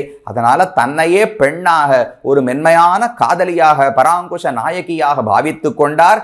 சரி, அதுலையான தைரியமா தூது விடலாம் இல்லையோ. தூது விடணும்னா ஓரளவுக்கு தெம்பு இருக்கணும். பறவையை கூப்பிடணும், என்ன செய்தின்னு எழுதணும், யாருக்கிட்ட சொல்லணும், தெளிவா இருக்கணும் இல்லையோ. அந்த தெளிவும் ஆழ்வாருக்கு இல்லை. மனசு அப்படியே கலங்கி போய் ஒரு நாரையை பார்த்து உன்னையும் பகவான், அதுக்கு உடம்பு வெளுத்து இருக்குமோ இல்லையோ. நாரைனா உடம்பு வெளுத்து இருக்கிறது சுபாவம். காத்து வாயு இருக்காரே, வாயு எப்பவுமே நகர்ந்து கொண்டே தானே இருக்கும். அதை பார்த்து இவர் நினைக்கிறார், என்னால தான் பகவானை விட்டு பிரிந்து தூக்கம் வராம நான் தான் கட்டப்படுறேன், இங்கேயும் அங்கேயும் நானும் சென்று கொண்டிருக்கிறேன். வாயுவே, உன்னையும் பகவான் வஞ்சித்து விட்டானா? நீயும் அதனால் தான் ஓரிடத்தில் இருக்க முடியாமல் சுத்தி கொண்டே இருக்கிறாயா? சுவாமி, வாயுவுக்கு ஸ்வபாவம் சுத்தி கொண்டே இருப்பது, மேகத்துக்கு கருத்திருப்பது ஸ்வபாவம். சந்திரன் தேய்ந்து போயிருந்தாராம். பௌர்ணமி அன்னைக்கு சந்திரன் முழுசாக இருப்பார். நாம சதுர்தசி திரையோதசி அன்னைக்கு பார்த்தோம்னா சின்ன பெரையாட்டம் தானே தெரிய போகிறார் கிருஷ்ணபக்ஷத்திலே. அதை போல ஆழ்வார் சந்திரனை பார்த்துட்டு, ஐயோ உடம்பு இப்படி தேய்ந்து போய் விட்டாயே, நான் தான் பகவானை விட்டு பிரிந்து தேய்ந்து போனேன் என்றால் உனக்குமா பகவானை விட்டு பிரிந்து தாபம் அப்படின்னு வருத்தப்படுகிறார். அவர்கள் வருத்தத்தை தெரிந்து கொண்டது மட்டுமல்ல, தன் வருத்தத்தை அவர்கள் பேரிலே ஏறிட்டு அவர்களும் பகவத் விசேஷத்தாலே வருந்துகிறார்கள் நினைத்து, ஐயோ நீ இப்படி வருந்துகிறாயேன்னு ஆழ்வார் வருத்தப்படுறார். தன்னுடைய வருத்தம் மறந்து போயிற்று. நாரையும் வாயுவும் மேகமும் கழியும் பகவானை விட்டு துன்பப்படுகின்றனவே என்று பார்த்து ஆழ்வார் துன்பப்பட்டு இந்த 10 பாசுரங்களை பாடுகிறார். அப்படி ஆழ்வாருடைய பக்தி பிரபாவ பவத் அத்புத பாவபந்த சந்துக்ஷித பிரணயசார ரசௌக பூர்ணஹா என்று தெரிவிப்பார்கள். இந்த திருவாய்மொழி என்கிற பாசுரமே ஆழ்வாருடைய பக்தி பாவனையினுடைய வெளிப்பாடு. அந்த பக்திக்கு இப்படித்தான் பக்தி செலுத்த வேண்டும், அன்பு இப்படித்தான் இருக்க வேண்டும் யாரான வரையறுக்க முடியுமா? இவர் இத்தனைக்கும் மயர்வர மதிநலம் அருளப் பெற்றவர். பகவானாலே நிருஹேதுகமாக சிறந்த ஞானமும் பக்தியும் இவருக்கு அருளப்பட்டன. அப்ப நல்ல ஞானியாக யாதான ஒரு ரிஷி எடுத்து பாருங்களேன், பராசரர் இல்ல வால்மீகி, வேதவியாசர், இவாள்லாம் இதை போல அழுவாளா சுவாமி? இன்னொரு பிராணியை கட்டிண்டு ஐயோ நீ என்ன போல கட்டப்படுறியான்னு அழுவாளான்னா அவர்களாம் ஞானிகள். சுவாமி அவரை விட ஆழ்வார் மிகப்பெரிய ஞானி. வசிஷ்டரோ விஸ்வாமித்திரரோ தானாக முயற்சி செய்து ஞானத்தை சம்பாதித்தார்கள். ஆழ்வாருக்கு பகவானே அருளின ஞானம். அப்ப இன்னும் எவ்வளவு அதிகமா இருக்கும். ஆனா அந்த ஞானம் எல்லாம் பட்டு போய்விட்டது. எப்ப பக்தி ஓங்குகிறதோ ஞானம் அப்படியே மழுங்கடிக்கப்படும். இப்ப விதுரரை ஏன் எல்லாரும் கொண்டாடுறோம்? அவர் திருதராஷ்டிரனுக்கு வாழ்நாள் முழுவதும் நல்ல அறிவுரை சொன்னார் அப்படின்னு யாரானு கொண்டாடி கேள்விப்பட்டிருக்கீங்களா? கண்ணன் வரும்போது தோலை எடுத்து கொடுத்தார் சுவாமி. இது அவர் ஞானின்னு கொண்டாட முடியுமானால் ஞானி என்பதற்கு உலகம் என்னைக்குமே கொண்டாடாது. பக்தனாக இருந்தால்தான் கொண்டாட்டம். அதை போல ஞானியான ஆழ்வார் இப்ப பக்தி தலையெடுத்தபடியாலே என்ன செய்கிறோம்னு தெரியாமல் பிரமித்து போய் தன்னை சுத்தி இருக்கக்கூடிய பொருள்கள் எல்லாம் கட்டி அணைத்து கொண்டு நீயும் துன்பப்படுகிறாயா நீயும் துன்பப்படுகிறாயான்னு பாடுகிறார். இதுதான் இந்த பதிகத்துக்கு, இந்த திருவாய்மொழிக்கான அவதாரிக்கை. ரொம்ப அழகான பாசுரங்கள். ஒவ்வொரு பாசுரத்திலும் ஒவ்வொரு அச்சேதன பொருள் ஒரு பிராணியை கட்டி கொண்டு அழுகிறார். கடைசியிலே இப்படியே அவர் அழுதுண்டே போனா இவருக்கு உயிரே போய்விடும் என்று தெரிந்து கொண்ட பகவான் கடைசியில வந்து ஆழ்வாரோடு கலக்கிறார், முகம் காட்டுகிறார். அதனாலே திருப்தி அடைந்து கடைசி பாசுரத்தை பாடி இனிமேல் என்னை விட்டு போகாதே, இத்தனை நாள் நான் உன்னை விட்டு துன்பப்பட்டு விட்டேன், இனி என்னை விட்டு செல்லாதே என்று பகவானிடத்திலே பிரார்த்தனை வைத்து அதோடு இந்த திருவாய்மொழியை தானும் தலை கட்டுகிறார். என்ன அவதாரிக்கை சங்கத்தின்னு பார்த்து விட்டோம். இனி ஒவ்வொரு பாசுரத்தின் அர்த்தத்தையும் சுருக்கமாக நாம் அனுபவிக்கலாம். அதிலே முதல் பாசுரம், வாயும் திரையுகளும் காணல் மடனாராய் ஆயும் அமருலகும் துஞ்சிலும் நீ துஞ்சாயால் நோயும் பயலமையும் மீதூர எம்மே போல் நீயும் திருமாலால் நெஞ்சம் கோள்பட்டாயே என்று ஆழ்வார் பாடுகிறார். பராங்குஷ நாயகி என்கிற இந்த பெண் தன்னுடைய வீட்டிலிருந்து புறப்பட்டு வெளியே வருகிறாள். தனியாக இருக்க முடியாது, யாரோடாவது சேர்ந்து நம் துன்பத்தை பகிர்ந்து கொள்ளலாம். ராமனுக்கு சித்திரகூட்டத்தில் இருக்கும் போதுதான் செய்தி கிடைத்தது. பரதன் வந்த போதுதான் தசரதன் மரணமடைந்தார் என்கிற செய்தியை ராமன் பெறுகிறான். பெற்ற உடனே ரொம்ப வருத்தம். என்ன பண்றது? பரதனை கட்டிண்டு அழலாமானால் பரதனுக்கு இப்ப வருத்தம் கிடையாது. ஏன்னா பரதனை பொறுத்தவரை ரொம்ப நாள் முன்னாடியே அவருக்கு இரங்கல் கூட்டம் நடத்தி எல்லா வருத்தமெல்லாம் பட்டு முடிச்சாச்சு. அவனுக்கு தான் முன்னாடியே தெரியுமே. அப்ப ராமன் யாரை கட்டி கொண்டு அழுகிறார்னால் தனக்கு நிகரான துன்பம் யாருக்கு உள்ளது? சீதைக்கும் லக்ஷ்மணனுக்கும் தான் இப்பதான் செய்தி கிடைத்திருக்கிறது. அதனால சீதே மிருதஸ்தே ஸ்வசுரஹா பித்ராஹீனோசி லக்ஷ்மண என்று சீதை லக்ஷ்மணன் ரெண்டு பேரையும் கட்டிட்டு தான் ராமன் அழறார். ஏன் மற்றவர்களை கட்டிக்கலையான்னா அவர்களுக்கு துன்பம் கிடையாது, செய்தி முன்னமே தெரிந்து விட்டது. இந்த 3 பேருக்குத்தானே இப்போது செய்தி தெரியும். அப்ப சமமான துக்கத்தில் இருப்பவர்களோடு தானே சேர்ந்து கட்டிக்கொண்டு அழ முடியும். அதை போல யாராவது இருப்பார்களான ஆழ்வார் வெளியே புறப்படுகிறார். போனா முதல்ல பிரிந்தார் இறங்குவது நெய்தல் நிலத்திலே என்று தெரிவிப்பார்கள். நெய்தல்னா கடலும் கடலை சார்ந்த இடமும் அப்படின்னு சொல்றோமோ இல்லையோ, அதை போல ஒரு நெய்தல் நிலத்துக்கு ஆழ்வார் பராங்குஷ நாயகி சென்று அதை அடைகிறாள். அங்கு பார்த்தால் ஒரு பெரிய நாரை, அந்த ஒரு பக்ஷி நின்று கொண்டிருந்தது. அது நின்று கொண்டு தனக்கு சரியான மீன் வருமா? சின்ன சின்ன மீன்லாம் வரக்கூடாது, பெரிய மீன் எதையாவது ஒன்றை நாம் கவ்வ வேண்டும் என்பதற்காக அந்த இடத்துல வேற எதையுமே வைத்த கண் வாங்காமல் வேற எதையும் பார்க்காமல் இதையே பார்த்து கொண்டு தண்ணீரிலே நின்று கொண்டிருந்தது. பெரிய பெரிய அலைகள் எல்லாம் அடிக்கின்றன. அந்த அலையினாலெல்லாம் இதை அசைந்து கொடுக்கவே இல்லை. அப்படியே தான் எடுத்த காரியத்திலிருந்து மாறாமல் இருந்ததாம். அதை பார்த்த உடனே தன்னை போலவே அந்த நாரையும் இருக்கிறதுன்னு ஆழ்வாருக்கு மனசிலே பட்டு அதனிடத்திலே பாசுரம் பாடுகிறார். வாயும் திரை உகழும் காணல் மடனாராய். வாயும் திரை, மேன்மேலும் மறுபடியும் மறுபடியும் அலைகள் ஓங்கி வந்து கொண்டிருக்கின்றன. அதுக்குள்ள முழுகி முழுகி வருதான் இந்த நாரை. வாயும் திரை உகழும், உகழும்னா அது அப்படியே தலைக்கு மேலே இட்டுக்கொண்டு அந்த அலையானது போகிறது. அப்படியானா நம்ம சட்டுன்னு நகர்ந்துருவோம் இல்லையோ. பெரிய அலைகள் வந்தால் நம்முடைய இடத்திலிருந்து நாம் நகர்ந்து விடுவோம். ஆனா அந்த நாரை நகரவே இல்லையா. எனக்கு வேண்டிய மீன் கிடைக்கும் வரை நான் இங்கிருந்து செல்ல மாட்டேன் என்கிற உறுதியோடு பிடித்த காரியத்தை விடமாட்டேன் என்று சொல்லியோ. அதனால மடனாராயின்னு ஆழ்வார் பாடுகிறார். வாயும் திரை உகழும் காணல் மடனாராய். அந்த தண்ணீர்ல இருக்கக்கூடிய மடப்பம் அப்படின்னு சொன்னா பற்றினதை விடமாட்டேன். நான் பிடிச்சின்றதை விடமாட்டேங்கிற ஒரு உறுதிக்கு மடப்பம்னு பெயர். அதனால் அப்படி அந்த மடப்பம் இருக்கிறபடியாலே மடனாராய், ஆழ்வாருக்கு தன்னை போலவே தோன்றுகிறது அந்த நாரை. நானும் பகவானை பிடித்து கொண்டு உலகத்தார் என்ன ஏசினாலும் தாய்மார்கள் என்ன சொன்னாலும் பகவானை விடமாட்டேன்னு விடாப்பிடியா பிடிச்சுட்டு இருக்கேனா, நீயும் அதே போல விடாப்பிடியாக இருக்கிறாயே, அதனால உனக்கும் எனக்கும் ஒற்றுமை இருக்கிறதுன்னு ஆழ்வார் நினைக்கிறார். வாயும் திரை உகழும் காணல் மடனாராய். அப்ப எப்பேற்பட்ட அலைகள் வந்தாலும் எடுத்த காரியத்திலிருந்து சலிக்கவே கூடாது. இது ரொம்ப அழகான ஒரு எடுத்துக்காட்டு தெரிவிப்பார்கள். ஒரு பக்தன் இருக்கிறான், உலகத்துல வாழும்போது எத்தனையோ துன்பங்கள் மாறி மாறி வந்து கொண்டுதான் இருக்கும். அந்த துன்பங்களுக்காக நாம் பகவானுடைய திருவடிகளில் வைத்த ஈடுபாடிலிருந்து நகர்ந்து போய் விடலாமா, அதை விட்டு கொடுக்கலாமானால் விடுக்கவே கூடாதான். பெரிய அழகா தெரிவிக்கிறார். அபிபூயமானாஹா வியசனைஹி யதா அதோக்ஷத சேதசஹா. ஒரு பெரிய மலை பேரிலே மழை பெய்கிறது. அதை வர்ணிப்பதற்கு ஒரு கவிஞர் என்ன எடுத்துக்காட்ட சொல்றார்னால், எத்தனை துக்கங்கள் ஏற்பட்டாலும் பகவத் பக்தர்கள் எப்படி அசையாமல் இருப்பார்களோ அதை போல அந்த மலைகள் அசையாமல் இருந்தன என்று ஒரு அழகான சம்ஸ்கிருதத்திலே ஒரு கவிஞர் பாடுகிறார்.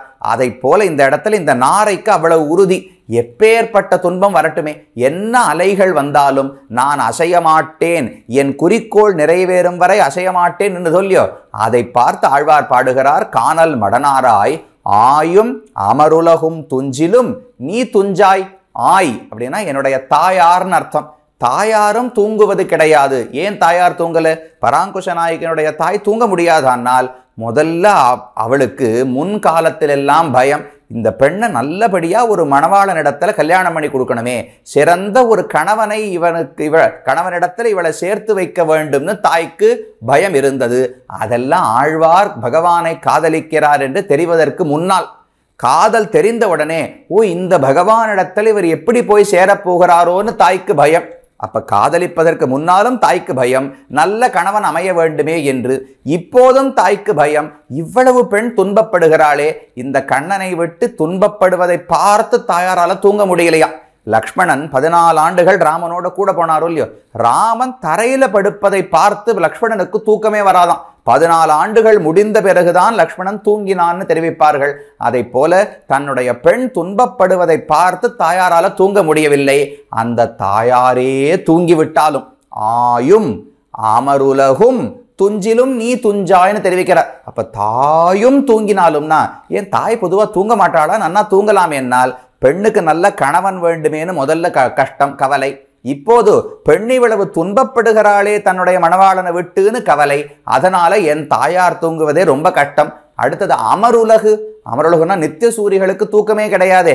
அபிபாசகா விஜிகத்சகா சத்தியகாமஹா சத்திய சங்கல்பகான்னு சாஸ்திரம் சொல்லுகிறது. அங்க போனால் நமக்கு பசி தாகம் தூக்கம் களைப்பு எதுவுமே வரப்போவதே கிடையாது.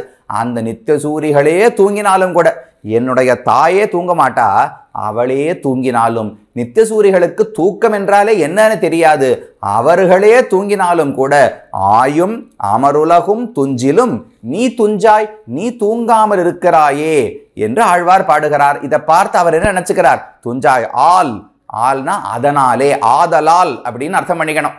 ஆயும் அமரலுகும் துஞ்சிலும் நீ துஞ்சாய், ஆல் ஆதலால் நோயும் பயலமையும் மீதூர எம்மே போல் நீயும் திருமாலால் நெஞ்சம் கோள்பட்டாயே. நோய், நோய்னா காதல் என்கிற நோய். இந்த இடத்துல ஆழ்வார் பல இடங்கள்ல நோய் நோய்னு திரும்ப திரும்ப சொல்லுவார். என்ன நோய்னால் உடலுக்கோ மனசுக்கோ வேற எந்த நோயும் கிடையாது. இது உற்ற நன்னோய், இது தேறினோம்னு ஆழ்வார் பாட்டு. ஒவ்வொரு ஆத்மாவுக்கும் கண்டிப்பா வரவேண்டிய ஒரு நோய். பொதுவா மற்ற நோய்கள் எல்லாம் நம்முடைய உடலுக்குத்தான் வரும், இல்ல மனசுல நோய்கள் வரும். ஆத்மாவுக்கு ஒரு நோய் வருமா? இப்படி சுவாமி ஆத்மா ஒண்ணுமே பண்ண முடியாது. நைனம் சிந்தந்தி சஸ்திராணி நைனம் தகதி பாவகா நச்சைனம் கிளேதயன் தியாபகா. கண்ணன் அவ்வளவு சொல்றாரே, வெட்ட முடியாது, கொளுத்த முடியாது, எரிக்க முடியாது, நனைக்க முடியாது, இவ்வளவு சொல்றார். என்னால் எல்லாம் உண்மைதான். இந்த பக்தி என்கிற ஒரு நோய் வரும் வரை ஆத்மாவை ஒண்ணுமே பண்ண முடியாது. பக்தி வந்து விட்டால் அது என்ன பாடு ஆத்மாவை படுத்துகிறது. ஆனா இது தவறான நோய் கிடையாது, உற்ற நல் நோய். இது ஒவ்வொரு ஆத்மாவுக்கும் வரவேண்டிய வியாதி என்று ஆழ்வார் தெரிவிக்கிறார். அந்த நோய், நோயும் பயலமை. பயலமைன்னு சொன்னா வைவரண்யம். நாரை வெளுப்பா இருக்கும் போதே உடம்பு, ஆழ்வாருக்கும் பகவானை விட்டு பிரிந்து உடம்பெல்லாம் வெளுத்து போச்சு. தன்னுடைய நிறத்தை இழந்து விட்டார் ஆழ்வார். உடம்பெல்லாம் வெளுத்து போய் ஏதோ வியாதி வந்த மாதிரி ஆகிவிட்டது. அந்த நாரைக்கும் உடம்பு வெளுப்பா இருக்கா, தனக்கு உடம்பு வெளுப்பா இருக்கா. என்ன போலத்தான் நீயும் ஆகிவிட்டாயா, பகவானை விட்டு பிரிந்து நீ துன்பப்படுகிறாயான்னு கேட்கிறார். நோயும் பயலமையும் மீதூர எம்மே போல் நீயும் திருமாலால் நெஞ்சம் கோட்பட்டாயே. எம்மே போல் நான் எப்படி பகவானை விட்டு பிரிந்து என் மனதை பறிகொடுத்தேன். நெஞ்சம் கோள்பட்டாய், கோள்படுவதுன்னா பறிகொடுப்பதுன்னு அர்த்தம். நான் எப்படி என்னுடைய நெஞ்சை பகவானுக்கு பறிகொடுத்து விட்டு அதனால் என்னுடைய நோய், காதல் நோய் வளர்ந்து போய் பயலமை, நான் எப்படி வெளுத்து போய் வைவர்ணியம் அடைந்திருக்கிறேனோ அதே போலத்தான் நீயும் அடைந்தாயா. நோயும் பயலமையும் மீதூர, இனிமே அதெல்லாம் தாங்கக்கூடிய அளவிலேயே இல்லை, தலைக்கு மேல நமக்கு காதல் சென்று விட்டது. மீதூர எம்மே போல் நீயும் திருமாலால் நெஞ்சம் கோட்பட்டாயே. அதுவான சாதாரண பகவான் பிரம்மச்சாரி நாராயணனா இருந்தாலாவது போனா போறதுன்னு பிரிஞ்சு இருக்கலாம். திருமாலால் நெஞ்சம் கோட்பட்டாயே, ஏன் ஆழ்வார் குறிப்பிட்டு திருமால்னு சொல்றார்? வெறும் மால்னு சொன்னா நாராயணன் அர்த்தம். ஸ்ரீமன் நாராயணன் திருமாலால் நெஞ்சம் கோட்பட்டாயே, திருமால் உன் நெஞ்சத்தை கவர்ந்து விட்டாரானால் ஆழ்வாருக்கு ரொம்ப வயிறு எரிகிறது. புருஷகாரம் சேர்த்து வைப்பதற்கு பிராட்டி இல்லாவிட்டாலாவது, ஆமா பகவான் கூட என்னை சேர்த்து வைக்கிறதுக்கு ஆள் இல்லை, அதனால பிரிந்திருக்கிறேன்னு தன்னை பிரிவு ஆற்றாமையை தனித்து கொள்ளலாம். கூடவே மகாலட்சுமி தாயார் இருக்கிறாள். ஒவ்வொரு ஜீவாத்மாவையும் பரமாத்மாவோடு சேர்த்து வைப்பதற்குத்தான் அவள் இருப்பதே. அந்த பிராட்டியும் இருக்கும் போதும் கூட என்னால பகவானை அடைய முடியவில்லையே ஆழ்வாருக்கு இன்னும் வருத்தம் அதிகம். அதனால தான் பாடும்போது நீயும் திருமாலால் நெஞ்சம் கோட்பட்டாயே. வெறும் நாராயணன்னா கூட எனக்கு அவ்வளவு ஈர்ப்பு இருந்திருக்காது. ஸ்ரீமன் நாராயணன் திருமகள் கேழ்வன்னு பகவானை தெரிஞ்சினதுக்கு அப்புறம் தான் ஆழ்வாருக்கு ரொம்ப ஆசை அதிகமாக பிறந்ததாம். அவள் கூட இருந்தாலும் என்னால் அடைய முடியவில்லையேன்னு ஆழ்வாருக்கு வருத்தம். அப்ப என்னை போல் தான், எம்மே போல்னால் ரெண்டு பேருக்கும் பொருத்தம் பாருங்க. எடுத்த காரியத்தை விடமாட்டேன் மடப்பம் ஆழ்வாருக்கும் உண்டு, அந்த நாரைக்கும் உள்ளது. ரெண்டாவது, உடல் வெளுத்து போனது ஆழ்வாருக்கும் உள்ளது, நாரைக்கும் உள்ளது. எவ்வளவு துக்கம் வந்தாலும் பொறுத்து கொள்வது ஆழ்வாருக்கும் உள்ளது, நாரைக்கும் உள்ளது. இந்த மூன்று ஒத்துமைகள் இருக்கிறபடியால் தான் அந்த நாரையை பார்த்தவுடனே தன்னை போல் பகவானால் வஞ்சிக்கப்பட்டு விட்டதோ என்று நினைத்து ஆழ்வார் முதல் பாசுரம் பாடினார். நோயும் பயலமையும் மீதூர எம்மே போல் நீயும் திருமாலால் நெஞ்சம் கோள்பட்டாயே என்று இந்த நாரகிட்ட பேசிட்டு இருக்கிற சேவே பக்கத்துல ஒரு அன்றில் பறவை. அந்த அன்றில் பறவை ரொம்ப தீனமான குரல், தழுதழுத்த குரலில் பகவானை விட்டு பிரிந்த சீதை எப்படி பேசியிருப்பா, ராமனை விட்டு பிரிந்த சீதை எப்படி வருத்தத்தில் பேசியிருப்பாளோ அதை போல ஒரு அன்றில் பறவை பேச தொடங்கித்தான். ஆழ்வார் உடனே இந்த நாரையை விட்டுட்டார். ஓ, யாரோ ஒருத்தர் என்ன போலவே அழுகிறார்களே, நான் எப்படி பகவானை விட்டு பிரிந்து குரல் தழுதழுத்து பேச முடியாமல் துன்பப்படுகிறேனோ, என்னை போலவே ஒரு அன்றில் பறவை பேசுகிறதேன்னு சட்டுன்னு கவனம் அங்கே திரும்பியது. அன்றிலை பார்த்து பாடினார். கோள்பட்ட சிந்தையாய் கூர்வாய அன்றிலே ஷேட்பட்ட யாமங்கள் சேராதிறங்குதியால் ஆட்பட்ட எம்மே போல் நீயும் அரவணையான் தாட்பட்ட தந்துழாய் தாமம் காமுத்தாயே என்று இரண்டாவது பாசுரம் அந்த அன்றில பார்த்து பாடினார். கோள்பட்ட சிந்தையாய் கூர்வாய அன்றிலே, அதனுடைய மனசு அன்றிலே கோள்பட்ட சிந்தையை, உன்னுடைய நெஞ்சையுமா பகவான் திருடி விட்டான். நெஞ்ச திருடினான் எப்படி சுவாமி தெரிஞ்சது? ஒருத்தரை பார்த்த உடனே இவர் நெஞ்சு யார் இடத்துல இருக்கு, இவர் யாரை காதலிக்கிறான்னு தெரிஞ்சுக்க முடியும். அப்படி மட்டும் தெரிய ஆரம்பிச்சது இந்த உலகத்துல பெரிய பிரளயமே ஏற்பட்டு விடும். அப்படியெல்லாம் நல்ல வேளை யாருக்கும் தெரியறது இல்லை, எல்லாரும் அவரவர்கள் காதலிக்கிறார்கள். ஆனா ஆழ்வார் மட்டும் இந்த அன்றில பார்த்த உடனே கோள்பட்ட சிந்தையாய் உன் நெஞ்சை பகவான் கவர்ந்து விட்டானான்னு கேட்கிறாரு. எப்படி தெரியும்னால் அதன் குரலை கேட்டாலே தெரிகிறது மனசு இல்லைன்னு. ஒருத்தருக்கு மனசோட ஒரு காரியம் பண்றச்சேவே அதில் ஈடுபாடோடு பண்ணா அது காரியத்திலேயே தெரியும். ஏனாதானோன்னு மனசே விட்டு போச்சு சுவாமி, இதெல்லாம் ஒரு ஈடுபாடே இல்லை அப்படின்னு ஒருத்தர் காரியம் பண்ணா பார்த்தாலே தெரியுமோ இல்லையோ. அதை போல இந்த அன்றில் பாடின பாட்டு ஒரு ஆர்த்த துவனி, எப்படி கஜேந்திராழ்வான் என்னை ரட்சிப்பாயின்னு பகவானை கூப்பிட்டானோ அதை போல இதனுடைய குரல் இருக்கிறதா. அப்ப கோள்பட்ட சிந்தையாய் கூர்வாய அன்றிலே, அதனுடைய ஸ்வரம், அதனுடைய ஒலியானது ரொம்ப தழுதழுத்திருந்ததா, அதனாலேயே இதன் மனது இதனிடத்தில் இல்லை, யாரோ பறித்து விட்டார்னு ஆழ்வாருக்கு தெரிந்து விட்டது. அதனால பாடுகிறார். கோள்பட்ட சிந்தையாய் கூர்வாய அன்றிலே ஷேண்பட்ட யாமங்கள் சேராது இறங்குதியால்.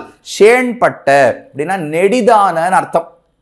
எது நெடிதானது? நான் அது ராத்திரி பொழுது தானே, பகவானை விட்டு பிரிந்து ராத்திரி பொழுதுலே தான் ஆழ்வார் வாடிக்கொண்டிருக்கிறார். அதில் தான் அப்படி ஊரில் எங்கெங்க வெளியில் போய் தானும் பதார்த்தங்கள் மற்ற பொருள் பிராணிகளை எல்லாம் சந்திக்கிறார். அந்த இரவு பொழுது இப்படியே நீண்டு கொண்டே போகிறதாம். பகவான் வரவில்லையோ இல்லையோ, நமக்கு பிடித்தவர்களோடு நேரம் கழித்தால் 2 நாளாக இருந்தாலும் 1 மணி நேரத்தில் முடிஞ்சு போனாப்பில் இருக்கும். பிடிக்காத ஒரு வேலையை பண்ணோம்னால், ஏதோ ஒரு பரீட்சையை எழுதுறோம்னு வச்சுங்களேன், நன்னா பதிலெல்லாம் நமக்கு தெரியும், நன்னா படிச்சுட்டு வந்திருக்கோம்னா எழுத ஆரம்பிப்போம். நம்ம 2 கேள்வி முடிக்கிறதுக்குள்ள 2 மணி நேரம் முடிஞ்சு போயிடுச்சு, இன்னும் 1 மணி நேரம் தான் இருக்குன்னு சொல்லுவா. இல்லை சுவாமி, நான் படிக்கவே இல்லை, சுமாராக படிச்சிருக்கேன், என்ன எழுதுறதுனே தெரியலன்னால் எழுதுவேன், கடிகாரத்தை பார்ப்பேன், 2 நிமிஷம் ஆயிருக்கும்.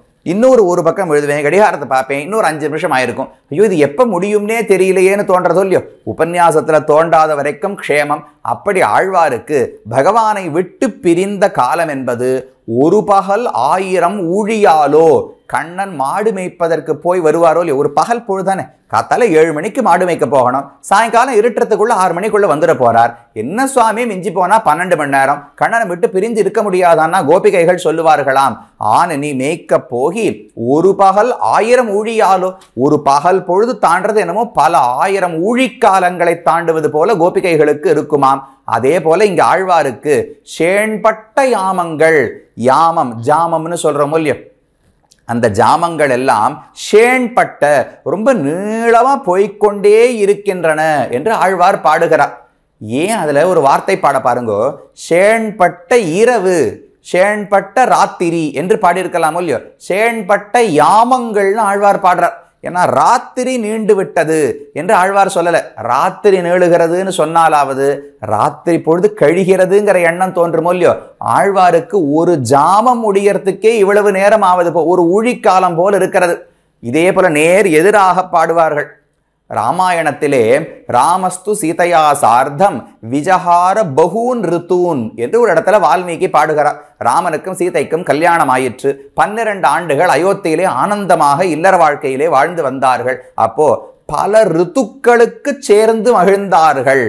பல ரித்துக்கள்னு வால்மீகி சொல்லுகிறார். ரித்துனா என்ன? 2 மாசம். கிரீஷ்ம ரித்து, வருஷ ரித்து, சரத் ரித்து, ஹேமந்த ரித்து, சிசிர ரித்து, இதெல்லாம் வசந்த ரித்துலாம் சொல்றோமோ இல்லையோ, 2 மாசம் சேர்ந்தா ஒரு ரித்து, 6 ரித்துக்கள் சேர்ந்தா ஒரு வருஷம். சமயம் அதான் 12 வருஷம் இருந்தார்களே. பல ஆண்டுகள் சேர்ந்து மகிழ்ச்சியோடு இருந்தார்கள்னு சொல்லாமல் பல ரித்துக்கள் சேர்ந்து மகிழ்ச்சியோடு இருந்தார்கள்னு ஏன் பாடுறார்னால், ஒவ்வொரு ரித்துவும் அவ்வளவு முக்கியமா.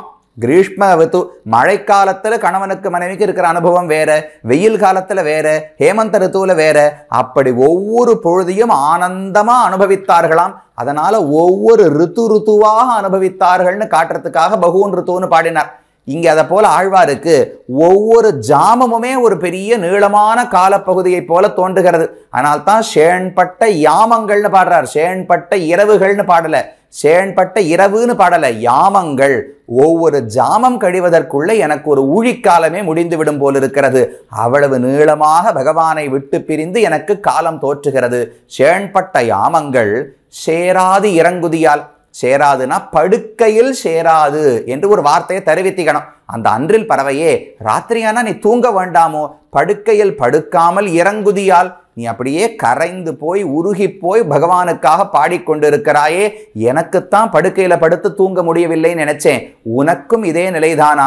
ஷேண்பட்ட யாமங்கள் சேராது இறங்குதியால் அப்படியே சிதிலமாக உடைந்து போய் உடல் வலுவிழந்து நீயும் போயிருக்கிறாய், நானும் அப்படித்தான் இருக்கிறேன்.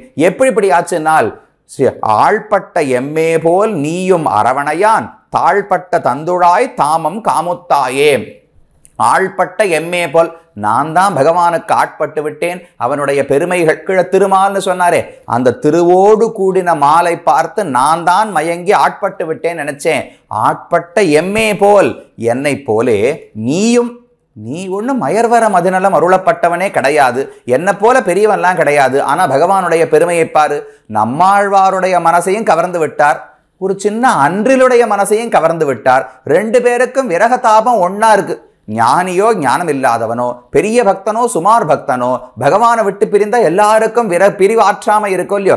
அப்ப ஆட்பட்ட எம்மே போல் நீயும் அரவணையான் தாட்பட்ட தந்துழாய் தாமம் காமுத்தாயே.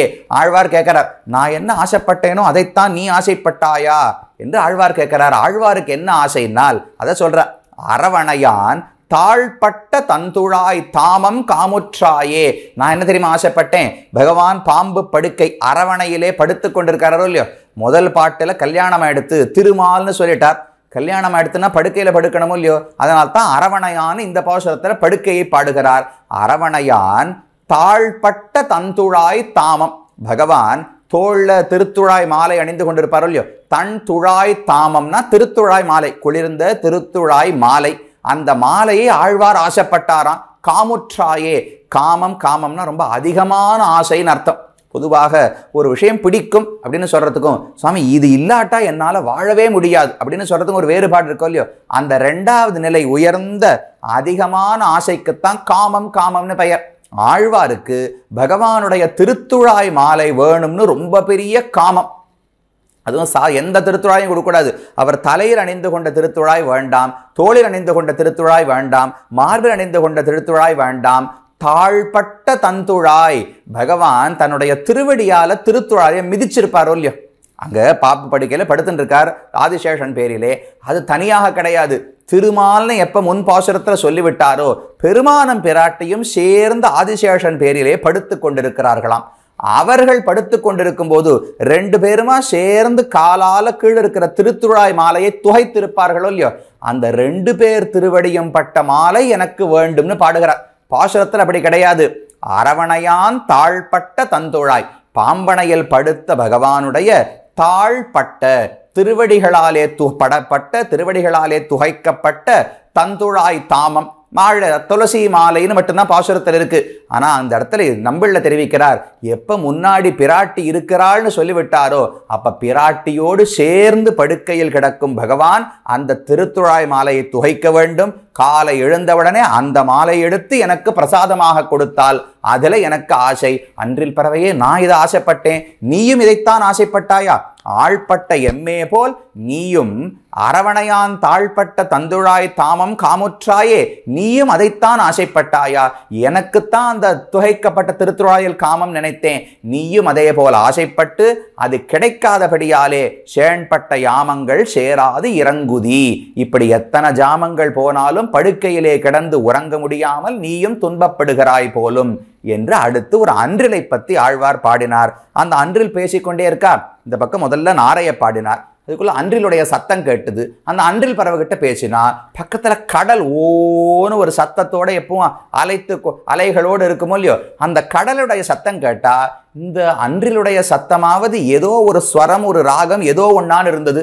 கடலோசைக்கு என்ன இருக்கு? அதுல இது எழுத்துன்னு சொல்ல முடியாது, இது சொல்லுன்னு சொல்ல முடியாது, இது பொருளே கிடையாது.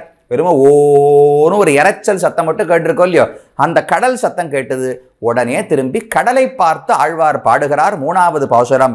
காமுற்ற கையறவோடு எல்லே இராப்பகல் நீமுற்ற கண் துயிலாய் நெஞ்சுருகி ஏங்குதியால் தீமுற்ற தென்னிலங்கை ஊட்டினான் தாழ் நயந்த யாமுற்றதுற்றாயோ வாழி கனைகடலே என்று 3வது பாசுரம். கனை கடல். கனைப்பதுன்னா நமக்கு ஒருத்தர் இடத்துல ரொம்ப பிரிவு, அதனால வருத்தம், ஆனா வாய் விட்டு அழ முடியல. ஒரு 10 பேருக்கு நடுவில் இருக்கும், ரொம்ப வருத்தத்தில் இருக்கும்னு வச்சுங்களேன். அப்ப நேர வாய் விட்டு அழ முடியாது. அப்படியே ஒரு விம்மிண்டு குழந்தைகளே பொதுவா சட்டுன்னு ஏதோ ஒரு பொம்மை வேணும்னு கேட்டு கிடையாதுன்னு சொல்லிட்டோம்னால் அப்படியே வாயெல்லாம் சுருங்கி போகும், கண்ணிலேருந்து தண்ணீர் வரும். ஆனா வேணும்னு அதை அடக்கிண்டு அழாம அப்படியே விம்மிண்டு தானும் இருக்குமோ இல்லையோ, அதை போல கனைகடல். கடல் கனைத்து கொண்டு இருக்கிறான். என்ன கனைக்கிறதுன்னா வாய் விட்டு அழ முடியவில்லை, விம்மி கொண்டு பொறுமி கொண்டு இந்த கடல் இருந்தது. அந்த கடலை பார்த்த உடனே ஆழ்வாருக்கு நீ என்னை போல் துன்பப்படுகிறாய்னு தோன்றியது. அதனால பாடுறார், காமுற்ற கை அறவோடு. காமுற்ற, நீ எதை ஆசைப்பட்டாயோ, கையறவு. கையறவுனா அது கிடைக்கவில்லைன்னு அர்த்தம். ஆசைப்பட்டது கிடைக்காதபடியாலே எல்லேன்னா ரொம்ப ஆச்சரியம். இவ்வளவு துன்பமா? நான் தான் பகவானை விட்டு அதிகமா துன்பப்படுறேன்னு நினைச்சேன், இந்த கடல் என்னை விட துன்பப்படுகிறதேன்னு ஆழ்வாருக்கு ஆச்சரியம். அதனால எல்லே அப்படின்னு ஆச்சரியத்திலே பாடுகிறார். காமுற்ற கை அறவோடு, ஆசைப்பட்டது கிடைக்காதபடியாலே இராப்பகல் நீ முற்ற கண் துயிலாய் நெஞ்சுருகி ஏங்குதியால். இரவோ பகலோ நீ முற்ற கண் துயிலாய். பகலும் சரி இரவும் சரி நீ ஒரு க்ஷணம் கூட கண்ணு தூரங்குவதே கிடையாது. நெஞ்சு உருகி ஏங்குதியால், அப்படியே நெஞ்செல்லாம் பகவானை பற்றி நினைத்த உடனேவே பாலாழி நீ கிடக்கும் பண்பையாம் கேட்டேயும் காலாழும் நெஞ்சழியும் கண் சுழலும்னு ஆழ்வார் பாசுரம். பகவான் திருப்பார்கடல்ல படுத்துட்டு இருக்கான்னு கேட்ட உடனேவே அடுத்த அடி கால் எடுத்து வைக்க முடியாம அப்படியே உழைந்து போகுமா காலெல்லாம், நெஞ்சு அழியும், வேற எதையுமே நினைக்க முடியாது, கண் சுடலும், அப்படியே மயக்கம் வர மாதிரி கண்ணு சுத்துறது. நமக்காக வைகுந்தத்தை விட்டு ஒரு பார்க்கடல்லே வந்து சயனித்தானா?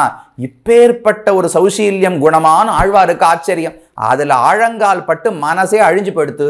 அதை போல நீயும் நெஞ்சு உருகி ஏங்குதியால், நீ தண்ணீர் வடிவமா இருக்காரோ இல்லையோ, அது அந்த கடலினுடைய நெஞ்சு உருகி உருகி இப்படி தண்ணீரா இருக்குன்னு ஆழ்வார் நினைக்கிறார்.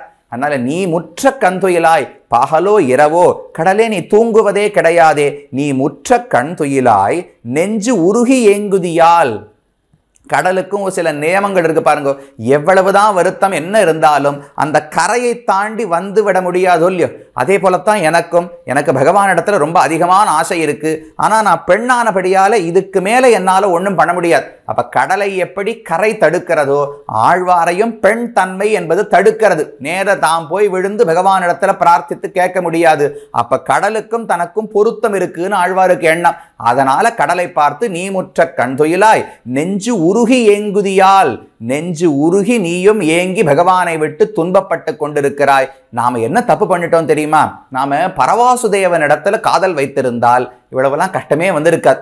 பகவானுடைய பெருமை மட்டும்தான் நமக்கு தெரியும் வச்சுங்க. ரொம்ப உயர்ந்தவர், அபாரமான ஞானம் உண்டு, எல்லா சக்திகளுமே உண்டு, உலகத்தையே படைக்கக்கூடியவர், எல்லாத்துக்குமே சொந்தக்காரர் சுவாமி அவர்தான் அப்படின்னு பெருமைகள் மட்டும் தெரிந்து கொண்டிருந்தால் ரொம்ப அவரை விட்டு பிரிந்தா கஷ்டம் ஏற்படாது. ஆனா நாம என்ன தெரியுமா தப்பு பண்ணிட்டோம்? கடல் இடத்துல ஆழ்வார் சொல்றார், நான் ஆசைப்பட்டது வெறும் பெரியவனான பரத்வமுடைய பரவாசுதேவனை அல்ல, தீமுற்ற தென்னிலங்கை ஊட்டினான் தாழ்நயந்த. நான் யார் திருவடியை தெரியுமா ஆசைப்பட்டேன்? ராமபிரான் திருவடிகளை ஆசைப்பட்டு விட்டேன். ராமனோ எவ்வளவு சௌலபியம் உடையவர். ஒரு சீத்தை ஒரு பக்தையை பிரிந்ததற்காக எப்பேற்பட்ட போராட்டம், ஒரு யுத்தத்தை நடத்தினார். தீமுற்ற தென்னிலங்கை ஊட்டினான். ராமனை பத்தி சொல்ற கொஞ்சம் வார்த்தைகளை மாற்றி வைத்துக் கொண்டு, தீமுற்றன்னு அர்த்தம் கிடையாது, தென்னிலங்கை முற்ற தீ ஊட்டினான் அப்படின்னு அர்த்தம் பொருள் வைத்துக் கொள்ள வேண்டும். தென்னிலங்கை தெற்கு திசையில் அழகான இருந்தவுடைய லங்கா தேசத்தை, ராஜ்யத்தை முற்றும் முழுவதுமாக ஒரு இடம் மிச்சம் வைக்காமல் தீ ஊட்டினான், தீக்கு இரையாக்கி விட்டார். ஒண்ணு ஹனுமான் தீ வைச்சதையும் சொல்லலாம், இல்ல ராமன் வந்து முற்றுகையிட்ட போதும் லங்கை எல்லாம் அழித்தாரோ இல்லையோ. அப்போ தென்னிலங்கை முற்ற தீ ஊட்டினான் ராமபிரான் என்று பொருள் கொள்ள வேண்டும். அப்ப முற்றவும் தீ ஊட்டினாரா? எதையுமே மிச்சம் வைக்கவில்லையானால் அங்க தமிழ்ல தெரிவிக்கிறார், விபீஷணனுடைய வீட்டையும் சேர்த்து ராமன் எரித்தான். ஏன் அப்படி சொல்றார் சுவாமி? விபீஷணன் பக்தன் தானே, அவர் வீட்டை ஏன் எரிக்கணும்னால், ராமனை பொறுத்தவரை லங்கைக்குள்ள விபீஷணனுக்கு வீடு கிடையாது. எப்ப தன்னுடைய தம்பின்னு ஏற்றுக்கொண்டு விட்டாரோ, இனிமே விபீஷணனுடைய ஊர் எதுன்னு கேட்டால் அவர் இக்ஷ்வாகு வம்சத்துல பிறந்தவர், அயோத்தி தான் அவருக்கு சொந்த ஊர்னு ராமன் சொல்லுவாராம். லங்கை விபீஷணனுக்கு சொந்த ஊர்னு ராமன் ஏத்துக்கிறதே கிடையாது. எப்ப ராவணனை விட்டு என் பக்கத்தில் விபீஷணன் வந்தானோ அவனுக்கு லங்கையில வீடு கிடையாது, அயோத்தியிலே தான் வீடு. அதனால லங்கை முழுவதையும் எரித்தாலும் பரவாயில்லைன்னு ராமனுக்கு எண்ணமா. அதனால்தான் தீ முற்ற தென்னிலங்கை ஊட்டினான். தென்னிலங்கை முற்ற ஒரு இடம் விச்ச விடாமல் முழுவதையும் தீ ஊட்டினான். தீக்கு பகவான் இரையாக்கினாரோ இல்லையோ. அந்த ராமனுடைய திருவடிகளை ஆசைப்பட்டு விட்டேன், பரவாசுதேவன் திருவடிகளை ஆசைப்பட்டிருந்தாலாவது அது கிடைக்கலையேன்னு இவ்வளவு வருத்தம் ஏற்பட்டிருக்காது. அந்த மேன்மையோடு கூட எவ்வளவு எளிமை, எவ்வளவு சௌசீல்யம். ஒரு குகனோடும் சுக்ரீவனோடும் ஒரு விபீஷணனோடும் எப்படி பகவான் பழகினார். எல்லாரையும் தம்பின்னு சொல்லிண்டார். சீதையை விட்டு பிரிந்ததற்காக உண்ணாது உறங்காது ஒலிகடலை ஊடறுத்து பெண்ணாக்கை ஆப்புண்டு. ஒரு பக்தையை விட்டு பிரிந்ததற்காக அந்த சீதை துன்பம் துடைப்பதற்கு எவ்வளவு பெரிய யுத்தத்தை நடத்தினார். அந்த ராமனுடைய திருவடிகள் ஆசைப்பட்டேனா அதனால தான் கிடைக்கவில்லையேன்னு வருத்தம் அதிகமாக இருக்கிறது. தீமுற்ற தென்னிலங்கை ஊட்டினான் தாழ் நயந்த யாமுற்றதுற்றாயோ. நான் அந்த ராமபிரானுடைய திருவடிகளை ஆசைப்பட்டுத்தான் இந்த நிலைமையில துன்பத்தில் உற்றிருக்கிறேன். யாமுற்றது உற்றாயோ, நான் பட்ட துன்பத்தை தான் நீயும் படுகிறாயா? வாழி கனைகடலே. அந்த துர்தசை எவ்வளவு வருத்தத்தில் ஆழ்வார் பாடிக்கொண்டிருக்கிறார். அந்த நிலையிலும் கடல் வருத்தப்படுகிறதுன்னு அதுவே வருத்தப்படலை. கடல் எப்பவுமே ஓன்னு கத்திட்டு தான் இருக்கும். ஆழ்வாருக்கு எண்ணம் என்னமோ பகவானை விட்டு பிரிந்து ராமன் கிடைக்காதனால கடல் கத்தி கொண்டிருக்கிறது என்று தானாக பிரமித்து கொண்டு அந்த பிரமத்தில் இருக்கும்போது கூட என்ன பாசுரம் பண்றார்? வாழி ஐயோ நீ கவலைப்படாத, உன் துன்பம் நீங்கி நீ சௌக்கியமாக இருக்க வேண்டும்னு மங்களாசாசனம் பண்றார். ஏ சுவாமி, இவர் துன்பத்துல தானே இருக்காருனால் என் துன்பம் இருக்கட்டும், அதை பிற்பாடு கழித்து கொள்ளலாம். இன்னொருத்தர் துன்பப்படுறத ஆழ்வாரா பார்க்கவே முடியாதான். அதனால தான் வாழி கனைகடலே, ஐயோ உன்னுடைய துன்பம் விரைவிலே நீங்கி நீ ஆசைப்பட்டதை அடைந்து ஆனந்தப்பட வேண்டும் வாழி என்று அந்த கடலுக்கு ஆழ்வார் மங்களாசாசனம். அதனால்தான் கீழே நம்பிள்ள சொல்லும் போது அந்த பொருள்கள் வருத்தப்படுவதை பார்க்கிறார்னு சொல்லல, அவர்கள் வருத்தப்படுவதை பார்த்து தானும் வருத்தப்படுகிறார் ஆழ்வார் என்று நம்பிள்ள தெரிவிக்கிறார். எங்க தெரிகிறதுனால் அந்த வருத்தம் உனக்கு நீங்க வேண்டும்னு வாழின்னு மங்களாசாசனம் பண்ணுகிறாரோ இல்லையோ, அப்படி கடலின் இடத்திலே பாடினார். யாமுற்றதுற்றாயோ வாழி கனைகடலே. 3வது பாசுரம் முடிந்தது. கடலை பார்த்துட்டே இருக்கிறச்சே திடீர்னு மேல வாயு காத்து வேகமா வீசித்து. காற்றினுடைய இயற்கை ஒரு இடத்துல நிற்கவே நிற்காது. வாயுர்வை க்ஷேபிஷ்டா தேவதா, ரொம்ப வேகமா நகர்ந்து கொண்டே இருக்கக்கூடியது இயல்பு வாயுவுக்கு. ஆனா ஆழ்வாருக்கு அதை பார்த்த உடனே என்னால்தான் ஒரு இடத்துல நிற்க முடியும், பகவான் வரட்டும், அவர் எப்ப வருகிறாரோ வந்து ரட்சிக்கட்டும்னு என்னால வீட்டுல இருக்க முடியல, இங்க போலாமா அங்க போலாமா என்ன பண்ணலாம்னு தெரிந்து கொண்டே இருக்கிறேன். என்னை போல வாயுவே நீயும் பகவானால் வஞ்சிக்கப்பட்டு திரிகிறாயா என்று 4வது பாசுரத்துல பாடுகிறார். கடலும் மலையும் விசும்பும் துழாய் எம்போல் சுடர்கொள் இராப்பகல் துஞ்சாயால் தன்வாடாய் அடல்கொள் படையாழி அம்மானை காண்பான் நீ உடலம் நோயுற்றாயோ ஊழிதோர் ஊழியே என்று 4வது பாசுரத்தில் தெரிவிக்கிறார். அந்த வாயுவுக்கும் தனக்கும் உள்ள ஒற்றுமையை சொல்லுகிறார். கடலும் மலையும் விசும்பும் துழாய் எம்போல், என்னை போல நீயும் கடலையும் மலையையும் விசும்பையும் துழாய் அதையெல்லாம் தேடுகிறாய், தொட்டு தொட்டு தேடி பார்க்கிறாய் என்று ஆழ்வார் தெரிவிக்கிறார். இவ்வாயு என்ன பண்ணும்? கடல் மேலையும் வரும் வீசும் காற்று, மலைகள் மேலையும் வீசி வரும், அதுக்கு மேல கடலும் மலையும் விசும்பும் ஆகாசத்திலும் வீசி வரப்போகிறது. இதையெல்லாம் பார்த்து நான் தான் கடல், பார்க்கடல்ல பகவான் இருக்காரான்னு தேடினேன், மலை திருமலை திருவேங்கடத்துல பகவான் இருக்காரான்னு தேடினேன், விசும்பு பரமபதத்துல பகவான் இருக்காரான்னு தேடினேன். நான் தான் கடலிலும் மலையிலும் விசும்பிலும் பகவானை தேடுகிறேன்னு நினைச்சேன். நீயும் கடலில் வீசுகிறாய், மலையில் வீசுகிறாய், விசும்பில் வீசுகிறாய், நீயும் என்னை போல பகவானைத்தான் தேடுகிறாயா என்று கேட்கிறார். கடலும் மலையும் விசும்பும் துழாய்னா தேடுகிற, அது ஒன்றையும் தொட்டு தொட்டு தேடுகிறதோ இல்லையோ வாயு, போல், அப்ப என்னை போல நீயும் தேடி சுடர்கொள் இராப்பகல் துஞ்சாய். சுடர்னா சந்திரன் சூரியன் 2 சுடர் இருக்கா, சந்திரன் இருக்கு. சுடர்கொள் இராப்பகல், சுடரோடு கூடிய இரவு, சுடரோடு கூடிய பகல் அப்படின்னா சந்திரனையும் சூரியனையும் உடைய இரவு பகல்னு ஒரு அர்த்தம். இல்ல சுடர்னா சூரியன் தான், சூரியன் இல்லாத இரவும் சூரியன் இருக்கும் பகலும் என்று அர்த்தம் பண்ணிக்கலாம். சுடர்கொள் இராப்பகல் துஞ்சாய், நீயும் ராத்திரி ஆனாலும் பகலானாலும் தூங்க மாட்டேங்கிறாயே. ஆழ்வார் அப்படித்தான், கங்குலும் பகலும் கண் துயில் அறியாள் என்று நேர 7ஆம் 10 2ஆம் திருவாழ்மொழியில மேல சொல்ல போகிறார். இப்ப பகலோ இரவோ ஆழ்வாருக்கும் தூக்கம் கிடையாது, எல்லா இடத்துலையும் பகவானை தேடிண்டே இருக்கார். திருமலை பரமபதம் திருப்பார்கடல்னு அதே தன்மைகள் வாயுவுக்கு இருக்கா. அதனால தன்னை போல பகவானை விட்டு பிரிந்து துன்பப்படுகிறதுன்னு ஆழ்வார் நினைத்து கொண்டார். சுடர்கொள் இராப்பகல் துஞ்சாய் ஆல், அதனாலே தன் வாடாய், தன்மையான குளிர்ந்த ஒரு வாயுவே நீ இப்படி துன்பப்படுகிறாயே. ஏன் தெரியுமா அப்படி கஷ்டப்படுறோம்? அடல்கொள் படையாழி அம்மானை காண்பான். அடல்கொள் படையாழின்னா பகவானுடைய சுதர்சன சக்கரம் இருக்கிறதே, அடல்னா மிடுக்கு, ரொம்ப மிடுக்குடைய படை, பகவானுக்கு ஆயுதமாக இருக்கக்கூடிய ஆழி, அந்த மிடுக்கை உடைய திருவாழியை உடையவன் ஒரு பொருள். இன்னொரு அர்த்தம் அடல்னா யுத்தம்னு அர்த்தம். பாரத யுத்தம் நடக்கும் போது அடல்கொள் படையாழி, பாரத யுத்தத்திலே பகவானால் ஏந்தப்பட்ட சுதர்சன சக்கரம் என்று 2வது அர்த்தம். ஏன் அப்படி சொல்றார்னால், கடந்த பாசுரத்தில் என்ன சொன்னார்? ராமனுக்கு ஆட்பட்டபடியாலே துன்பப்படுகிறோம் அப்படின்னு சொன்னாரா. இந்த பாசுரத்துல கண்ணனுக்கு ஆட்பட்டபடியால துன்பப்படுகிறோம் தெரிவிக்கிறாராம். ராமன் என்ன சொன்னார்?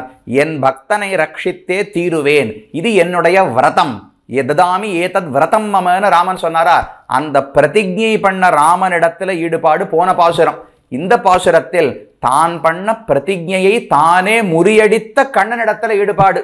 கண்ணன் ஒரு பிரதிஜை பண்ணார், பாரத யுத்தத்திலே நான் ஆயுதம் எடுத்து சண்டையிட மாட்டேன் என்று. பீஷ்மர் ஒரு பிரதிஜை பண்ணார், எப்படியாவது கண்ணனை ஆயுதம் எடுக்க வைப்பேன்னு. கடைசியில ஒரு நாள் அர்ஜுனன் யுத்தம் பண்ணிட்டு இருக்கார். அவர் என்னமோ முழு வேகத்தோடு செய்யவில்லை. ஐயோ நம்ம தாத்தாவாச்சேன்னு பார்த்து சரியாவே யுத்தம் பண்ணல. கண்ணனுக்கு கோபம் வந்தது. நான் எவ்வளவு பெரிய கீத உபதேசம் பண்ணியிருக்கேன், அவரை உறவினன்னு பார்க்காதே அதர்மத்தின் வழி நிற்கிறார், பீஷ்மரை கொன்னுதான் ஆகணும்னு சொல்லியிருக்கேன், கேட்க மாட்டேங்கிறாய், நீ செய்ய மாட்டாய் என்றால் நானே கொல்லுகிறேன்னு தேரிலிருந்து இறங்கினார். பெரிய சக்கரத்தை எடுத்துட்டார், நேர பீஷ்மரை கொல்லுவதற்காக ஓடுகிறார். அப்போ சக்கரத்தை எடுத்தாரோ இல்லையா, தன்னுடைய பிரதிஜையை காத்தோடு போச்சு. தான் பண்ண பிரதிஜையை முறியடித்து பீஷ்மர் பண்ண பிரதிஜையை நிறைவேற்றி விட்டானோ இல்லையா பகவான், அது இன்னும் உயர்வு. கடந்த பாசுரத்தில் தன் பிரதிஜை பக்தர்களை விடமாட்டேன் என்று பிரதிஜை பண்ணப்பட்ட ராமனை பற்றி பாடினார். இந்த பாசுரத்தில் பக்தனுடைய பிரதிஜைக்காக தன்னுடைய பிரதிஜையே பொய்யாக்கி கொண்டாரோ இல்லையோ, அப்ப இன்னும் உயர்வு பகவானுக்கு. பக்தனிடத்தில் இருக்கிற காதல் தெரிகிறது. அப்ப அடல்கோள் படையாழி அம்மானை காண்பான், அந்த கண்ணனை காண வேண்டும் என்கிற ஆசையால் தானே நீ இப்படி ஊராக திரிகிறாய், அதனால் தானே என்னை போலே துன்பப்படுகிறாய். அப்ப அம்மானை காண்பான் நீ உடலம் நோயுற்றாயோ ஊழிதோர் ஊழியே, உன்னுடைய உடலிலும் என்னை போல நோய் வந்து விட்டதா? இது என்ன நோய்? உடல்ல நோய் வந்ததுன்னா எப்ப சரியாகும், என்ன மருந்துனால் ஊழிதோர் ஊழியே. இந்த நோய் முடியவே முடியாது. பகவானிடத்துல ஒருத்தருக்கு பக்தி பிறந்து விட்டதுன்னு வச்சுப்போம். எப்ப சுவாமி இந்த நோய் போகும் நாள்? போகவே போகாது. இந்த உடம்பே போனாலும் வைகுந்தத்துக்கு போய் இதே நோய் தொடர போகிறதோ இல்லை, எப்பவுமே பக்தியோட தான் இருக்க போறோம். இந்த நோய் விட்டு போகவே போகாது. அப்ப எவ்வளவு காலம் இந்த ஆத்மா இருப்பாரோ, அனந்தமான காலத்துக்கு விடாத வியாதி இந்த வியாதி. அந்த ஊழிதோர் ஊழியே உடலம் நோயுற்றாயோ, எந்த ஒரு நோய் ஊழிதோர் ஊழி, பல ஆயிரம் ஜென்மங்கள் எத்தனை நாள் இருந்தாலும் எந்த நோய் விடாதோ அந்த நோய் எனக்கு மட்டும்தான் வந்துவிட்டதுன்னு நினைத்தேன். நீயும் உடலம் நோயுற்றாயோ, அந்த நித்தியமான நோயை நீயும் அடைந்து விட்டாயா என்று வாயுவை பார்த்து 4வது பாசுரத்தில் பாடினார். அடுத்த 5வது பாசுரம், ஊழிதோரூழி உலகுக்கு நீரு கொண்டு தோழியரும் யாமம் போல் நீராய் நிகழ்கின்ற வாழிய வானமே நீயும் மதுசூதன் பாழிமையில் பட்டு அவன் கண் பாசத்தால் நெய்வாயே. வாயுவை பார்த்து பாடிட்டு இருந்தாரா, அங்கேயே பக்கத்துல மேகம் இருந்தது கருப்பா. அந்த மேகத்தை பார்த்து அடுத்த பாசுரத்திலே பாடுகிறார், ஊழிதோர் ஊழி, எத்தனை காலம் திரும்ப திரும்ப உலகுக்கு நீரு கொண்டு. மேகம் என்ன பண்றது? திரும்ப திரும்ப காலம் உள்ளதனையும் உலகுக்கு நீரு கொண்டு, இந்த உலகம் வாழ்வதற்கு எவ்வளவு நீர் வேண்டுமோ அத்தனை நீரையும் கொண்டு அப்படியே மழை பொழிகிறதுன்னு என்ன, அந்த மேகமே அப்படியே தானே உருகி தண்ணீரை கொடுத்துறதோ இல்லையோ, அப்புறம் அந்த மேகம் காணாம போயிடும், தானும் பிரிந்து போய்விடும் அல்லவா கொஞ்ச நாளிலே. அதை போல ஆழ்வாருக்கு தோன்றுகிறது, உலகுக்கு நீர் கொண்டு தோழியரும் யாமும் போல் நீராய் நெகிழ்கின்ற. நானும், ஆழ்வார் தன்னை பத்தி சொல்றார், நானும் என்னுடைய தோழிகளும் தான் பகவான் நினைச்சாலே அப்படியே நீரா உருகி போயிடுறோம், எங்களுடைய உயிரே அழிந்து விடுகிறது, நசித்து விடுகிறோம் நினைச்சோம். ஆனா மேகமே நீயும் எங்களை போலத்தான் இருக்கிறாய், அவ்வளவு தண்ணீரையும் எடுத்துக்கொண்டு அப்படியே உருகி அந்த தண்ணீரை கொடுத்து நீ அழிந்து போய் விடுகிறாயே, அப்ப எங்களைப் போல்தான் நீயும் துன்பப்படுகிறாயான்னு கேட்கிறார். ஊழிதோர் ஊழி உலகுக்கு நீர் கொண்டு, இது ஒரு ஊருக்கு ஒரு நாட்டுக்குன்னு கிடையாது, உலகத்துக்கு வேண்டிய நீர் அனைத்தையும் மேகம்தான் எடுத்து கொடுக்கிறது. அப்படி நீர் கொண்டு தோழியரும் யாமும் போல் நீராய் நெகிழ்கின்ற, நானும் தோழிகளும் தான் அப்படியே நீரா உருகி போயிடுறோம் நினைச்சோம் பகவான் நினைத்து, நீயும் பகவான் நினைத்து அப்படித்தான் உருகுகிறாயா, நீராய் நெகிழ்கின்ற வாழிய வானமே. வானம்னா இந்த இடத்துல மேகம்னு அர்த்தம் பண்ணிக்கணும். வாழிய, நீ வாழ வேண்டும்னா உன்னுடைய துன்பம் நீங்கி நீயும் சந்தோஷமாக இருக்க வேண்டும். வாழிய வானமே நீயும் மதுசூதன் பாழிமையில் பட்டு, பாழிமைனா அவனுடைய மிடுக்கு, அவனுடைய வீரம், காம்பீரியம், அந்த மிடுக்கிலே மதுசூதனன், மது என்கிற அசுரனை கொன்றவனான பகவானுடைய பாழிமையில் பட்டு, அவனுடைய மிடுக்கு என்கிற குணத்திலே ஆட்பட்டு அவன் கண் பாசத்தால் நெய்வாயே. நெய்வதுன்னா அப்படியே சிதிலமாக அப்படியே கட்டு குலைந்து போவது, உடைந்து போவதுன்னு சொல்றோம் இல்லையோ, நீ ஏன் இப்படி உடைந்து போகிறாய்? மேகம் அப்படியே உடலே உடைந்து போய் தண்ணீரை கொட்டிட்டு தான் காணாம போயிடுறதோ இல்லையோ, அதை போல நீயும் ஆகிறாயே. நாங்கள் தான் பகவானை பிரிந்து இந்த துன்பத்தில் இருக்கிறோம் நினைத்தோம், நீயும் இதே போல்தான் துன்பப்படுகிறாயா என்று 5வது பாசுரத்துல மேகத்தை பார்த்து சொன்னார். அடுத்த 6வது பாசுரம், மேகத்தை பார்த்துட்டே இருந்தாரோ இல்லையோ, அங்க பக்கத்துல சந்திரன் இருந்தார், சின்ன சந்திரன், இளம் பிறை சந்திரன் இருந்தார். அவரை பார்த்த உடனே, ஓ சந்திரனே, நீ முழு நிலவாக நன்னா பிரகாசமா இருந்து பார்த்திருக்கேனே, பகவானை விட்டு பிரிந்ததுனால நீ இவ்வளவு உடம்பு சுருங்கி போயிட்டியா? சீதை அசோகவனத்தில் இருந்தாலும் இல்லையோ, அப்ப ஹனுமான் போய் சீதையை பார்க்கிறார். பார்த்த உடனே சபங்காம் அனலங்காராம் விபத்மாமிவ பத்மினீம் என்று வால்மீகி தெரிவிக்கிறார். சபங்காம், உடம்பு முழுக்க சேறு பூசப்பட்டிருந்துதாம் சீதைக்கு. உடனே சொன்னார், எப்படி பூமியிலிருந்து சீதை பிறக்கும் போது சேறு பூசப்பட்டு பிறந்தாளோ அதே போல இப்ப அசோகவனத்திலே இருக்கிறாள். அவ்வளவு அழுக்கான உடம்போடு இருக்காளாம். அனலங்காராம், ராமன் இருந்திருந்தால் அந்த அழுக்கையெல்லாம் குளிப்பாட்டி போக்கி நல்ல அலங்காரம் பண்ணி வச்சிருப்பார். ராமன் கூட இல்லை இல்லையா, அதனால அலங்காரமும் சீதைக்கு இல்லை. விபத்மாமிவ பத்மினி, ஒரு நல்ல தாமரை குளத்துல தாமரையெல்லாம் அழிச்சிட்டோம்னு வச்சுக்கோ, அது சோபையே இழந்து அழகே இல்லாம போயிடுமோ இல்லையோ, அதை போல சீதை காணப்பட்டாள் என்று தெரிவிக்கிறார். இன்னொரு எடுத்துக்காட்டு, அவ்யக்த ரேகாமிவ சந்திரலேகாம் என்று தெரிவிக்கிறார். 4 எடுத்துக்காட்டுகள், ரொம்ப அழகான ஸ்லோகம். அவ்யக்த ரேகாமிவ சந்திரரேகாம், பாம்சு பிரதிக்தாமிவ ஹேமரேகாம், ஷத பிரரூடாமிவ பாணரேகாம், வாயு பிரபக்னாமிவ மேகரேகாம் என்று வால்மீகி தெரிவிக்கிறார். சீதையை பார்த்த உடனே அவ்யக்த ரேகாமிவ சந்திரரேகாம், இன்னும் சதுர்தசி வந்தாச்சு, நாளைக்கு அமாவாசை நாள், எவ்வளவு மெலிசா சந்திரன் இருப்பார், அதை போல சீதையனுடைய உடம்பு அப்படியே மெலிந்து போய், இவ்வளவு தவம், ராமனை விட்டு பிரிந்து சாப்பிடுவதே கிடையாது, எப்ப பார்த்தாலும் அழுது கொண்டே இருக்கிறாள். அப்போ ரொம்ப கிருஷாம், உபவாச கிருஷாம் தீனாம்னு சொல்றார். உபவாசம் இருந்திருந்து ஏற்கனவே சீதை ரொம்ப மெல்லிய திருமேனி உடையவள், இன்னும் மெலிசா போயிட்டாளாம். அதை போல இந்த சந்திரன் ரொம்ப மெலிசா இருக்கா, அப்ப சந்திரனுடைய மெலிய உடம்பை போல சீதையினுடைய திருமேனின்னு அந்த இடத்துல பாசுரம். இங்க அதே போல சந்திரன் ஆழ்வார் பார்த்த உடனே சொல்றார், நைவாய எம்மே போல் நாள்மதியே நீ இந்நாள், மைவான் இருள் அகற்றாய் மாழாந்து தேம்புதியால், ஐவாய் அரவணமேல் ஆழிப் பெருமானார் மெய்வாசகம் கேட்டு உன் மெய்நீர்மை தோற்றாயே என்று சந்திரனிடத்துல பாடுகிறார். நாள்மதி, நாள்மதினா இளம் சந்திரன், இப்பதான் பிரதம வந்திருக்கு, அமாவாசை முடிஞ்சு பிரதம அன்னைக்கு சின்ன ஒரு ரேகையாட்டம் தானே இருக்கும், ஆனால் தான் நாள்மதியேன்னு தெரிவிக்கிறார். நைவாய எம்மே போல், நைவு நைவுன்னா என்ன, ரொம்ப அப்படியே உடைந்து போவது, அப்படியே வருத்தப்படுவது, அதுக்கு நெய்தல் அப்படின்னு பேரோ இல்லையோ. அப்ப என்ன சொல்லணும், நைவுடைய எம்மே போல், அந்த வருத்தத்தை உடைய எங்களை போலே நீயும் துன்பப்படுகிறாய் தானே கேட்டிருக்கணும். ஆனா ஆழ்வார் பாட்டு பாருங்க, நைவாய எம்மே போல், ஒரு வருத்தத்தை உடைய நான் அப்படின்னு ஆழ்வார் சொல்லல, நானே வருத்தம். அப்படின்னா எவ்வளவு வருத்தம்னு அர்த்தம். இப்போ ஒருத்தரை பார்த்து சாமி அவர் கோவக்காரர் அப்படின்னா, கோவக்காரர் தள்ளி இருக்கணும் அர்த்தம். சாமி அவர் இருக்காரே அவரே கோபம், அவரே யமன் அப்படின்னா என்ன அர்த்தம், அவ்வளவு கோபம் உடையவர் அப்படின்னு அர்த்தமோ இல்லையோ. அதை போல நைவுடைய எம்மே போல் ஆழ்வார் பாடல, நைவாய எம்மே போல், நாங்களே தான் நைவு, அழிந்து போவது, பகவானை நினைத்து உருகி போவது என்பதே தான் எங்கள் சுபாவம். நைவாய எம்மே போல் நாள்மதியே, எங்களை போல நீயும் அப்படியே உடல் குறிஞ்சு குறிஞ்சி, பௌர்ணமி அன்னைக்கு முழு நிலவாக இருந்தவன் அப்படியே சுருங்கி சுருங்கி சுருங்கி இப்படி பகவானை விட்டு பிரிந்து இழைத்து போய்விட்டாயே. நாள்மதியே நீ இந்நாள் மைவான் இருள் அகற்றாய், மைவான் அப்படியே கருப்பா மை போல வானம் இருக்கு, அதுல இருள் மூடிக்கொண்டிருக்கிறது, இருள் அகற்றாய், நல்லா பௌர்ணமி நிலவு விழித்து எரிந்ததென்றால் அந்த இருட்டெல்லாம் விலகி போயிடுமோ இல்லையோ, அந்த சக்தியெல்லாம் உனக்கு இல்லையே, அது அனைத்தையும் இழந்து, உன்னுடைய ஒளியையும் இழந்து, உன்னுடைய முழு வடிவத்தையும் இழந்து, மைவான் இருள் அகற்றாய், அந்த இருட்டை போக்க கூட உன்னால் முடியவில்லை, அவ்வளவு சோபை இழந்து போயிருக்கிறாய். மாழாந்து தேம்புதியால், மாழாந்துன்னா ரொம்ப மழுங்கி போய் குறைந்து போய் விட்டாயோ இல்லையோ, இப்ப மாழாந்து தேம்புதி, மழுங்கி போய் குறைந்து விட்டாய் என்று ஆழ்வார் பாடுகிறார். எப்படி ஆச்சுன்னால், ஐவாய் அரவணமேல் ஆழிப் பெருமானார் மெய்வாசகம் கேட்டு உன் மெய் நீர்மை தோற்றாயே. ஔர்ஜம், மெய் நீர்மை, மெய்னா உடல், நீர்மைனா அதுல இருக்கிற ஒளின்னு அர்த்தம். சந்திரன் தன்னுடைய திருமேனி ஒளியை எல்லாம் இழந்து விட்டாரோ இல்லையோ, நீ எப்படி இழந்தாய், இந்த பகவான் சொன்ன உண்மை வார்த்தையை கேட்டு இதெல்லாம் இழந்தாயான்னு ஆழ்வார் கேட்கிறார். மெய்வாசகம் கேட்டு உன் மெய் நீர்மை தோற்றாயே. மெய்வாசகம்னா உண்மை வார்த்தைன்னு அர்த்தம். ஆனா இந்த இடத்துல ஆழ்வார் வேணும்னு பாடுறார், உண்மை வார்த்தைனா உண்மை அல்ல, ஏமாற்று வார்த்தைன்னு அர்த்தம். பொய் பேசினான் பகவான், என்னை அண்டினவர்களை நான் ஒரு நாளும் கைவிட மாட்டேன்னு ஒரு வார்த்தை சொன்னார்.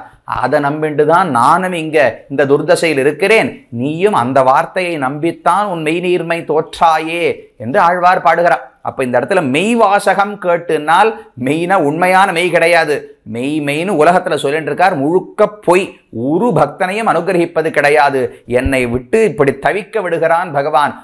அதே போல உன்னையும் தவிக்க விட்டானாம். மெய்வாசகம் கேட்டு உன் மெய்நீர்மை தோற்றாயே. அவனுடைய முழு பொய். அந்த பொய்யை கேட்டு நீயும் இப்படி ஆகிவிட்டாயான்னு ஆழ்வார் பாடினார். அதுக்கு முன்னாடி ஒரு வரி இருக்கு பாருங்க. ஐவாய் அரவணமேல் ஆழிப்பெருமானார் மெய்வாசகம். அந்த மெய்வாசகம் சொன்னது யாரு? உண்மைனா இந்த இடத்துல பொய்ன்னு அர்த்தம். அப்பேற்பட்ட பொய்யை யார் தெரியுமா சொன்னார்கள்? பாம்பனை மேல் படுத்துக்கொண்டு கையிலே சுதர்சன சக்கரத்தை வைத்த பகவான் சொன்ன பொய் இப்படின்னு ஆழ்வார் சொன்னார். ஏன் இதெல்லாம் ரொம்ப குறிப்பிட்டு ஆழ்வார் சொல்றாரு? என்ன அர்த்தம்னால், பாம்பு மேல படுத்துட்டு இருக்கிறச்சேவே எனக்கு புரிஞ்சிருக்கணும். பாம்புக்கு ரெட்ட நாக்கோ இல்லையோ? ரெட்ட நாக்குன்னா என்ன அர்த்தம்? மாத்தி மாத்தி பேசுவார்னு அர்த்தமோ இல்லையோ? அதை ஆழ்வார் சுட்டி காட்டாராம். ஒரு தலை நாகம் கூட கிடையாது, 5 தலை நாகம். ஐவாய் அரவணமேல். பாம்புக்கே 5 தலை இருக்கு, 5 வாய் இருக்கு. இந்த வாய் ஒன்ன சொல்றது, அந்த வாய் வேற சொல்றது, இந்த வாய் வேற சொல்றது. அப்ப பொய் சொல்றதுன்னு அர்த்தம். மேலே இது அரவு அணை. பாம்போலியோ? பாம்புக்கே ரெட்ட நாக்கு இருக்கும், அப்ப பொய் சொல்றது. அதை பார்த்த போதே நான் புரிஞ்சுட்டு இருக்கணும், இவர் படுத்துட்டு இருக்கிறதே பாம்பு, பாம்பே ரெட்ட நாக்கு, பொய் சொல்லும். அதுவும் 5 தலை இருக்கு, 5 வாய் இருக்குன்னா கண்டிப்பா பொய் சொல்லும்னு புரிஞ்சுட்டு இருக்கணும். புரிஞ்சுக்காம போனேன். அப்ப அவர் படுக்கையை பார்த்தாலே இவர் பொய் சொல்றவர்னு தெரியறது. ரெண்டாவது, ஆழிப்பெருமானார். இவருடைய சுதர்சன சக்கரத்தை பார்த்தாலும் நான் புரிஞ்சுட்டு இருக்கணும். ஏன்னா இந்த சக்கரம் எப்படி தெரியுமா? இவர் பொய் சொல்றதுக்கெல்லாம் சக்கரம் தான் சாட்சி. ஏன் அவர் என்ன பண்ணார்னால், ஜெயத்ரதனை கொல்றதுக்காக ஆழி கொண்டு இரவி மறைத்தாரோ இல்லையோ? சூரியன் அஸ்தமித்து விட்டான்னு பொய் சொல்லிட்டார். ஒன்னும் அஸ்தமிக்கல. இவர் சுதர்சன சக்கரத்தை வைத்து அந்த ஒளியால சூரியனுடைய ஒளியை மழுங்க வைத்து உலகத்தை இருட்டடித்தான் பகவான்.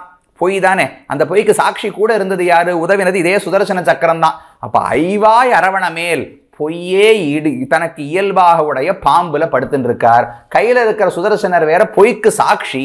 இப்படிப்பட்ட 2 பேருக்கு நடுவில் ஆழி பெருமான் பகவான் வேற பெருமான். பெருமான்னா தொண்டர்களே இவ்வளவு பொய் சொன்னா தலைவன் எவ்வளவு பொய் சொல்லணும்? படுக்கையே பொய் சொல்றது, திருவாழியே பொய் சொல்றது. பகவான் ரொம்ப பெரிய பொய் சொல்றவரோ இல்லையோ? அப்படிப்பட்ட பெருமானார் மெய்வாசகம் கேட்டு, மெய்வாசகம்னா பொய் வாசகம்னு இந்த இடத்துல அர்த்தம் வேணும்னு விபரீத லட்சணையாக சொல்லுகிறார். மெய்வாசகம் கேட்டு உன் மெய்நீர்மை தோற்றாயே.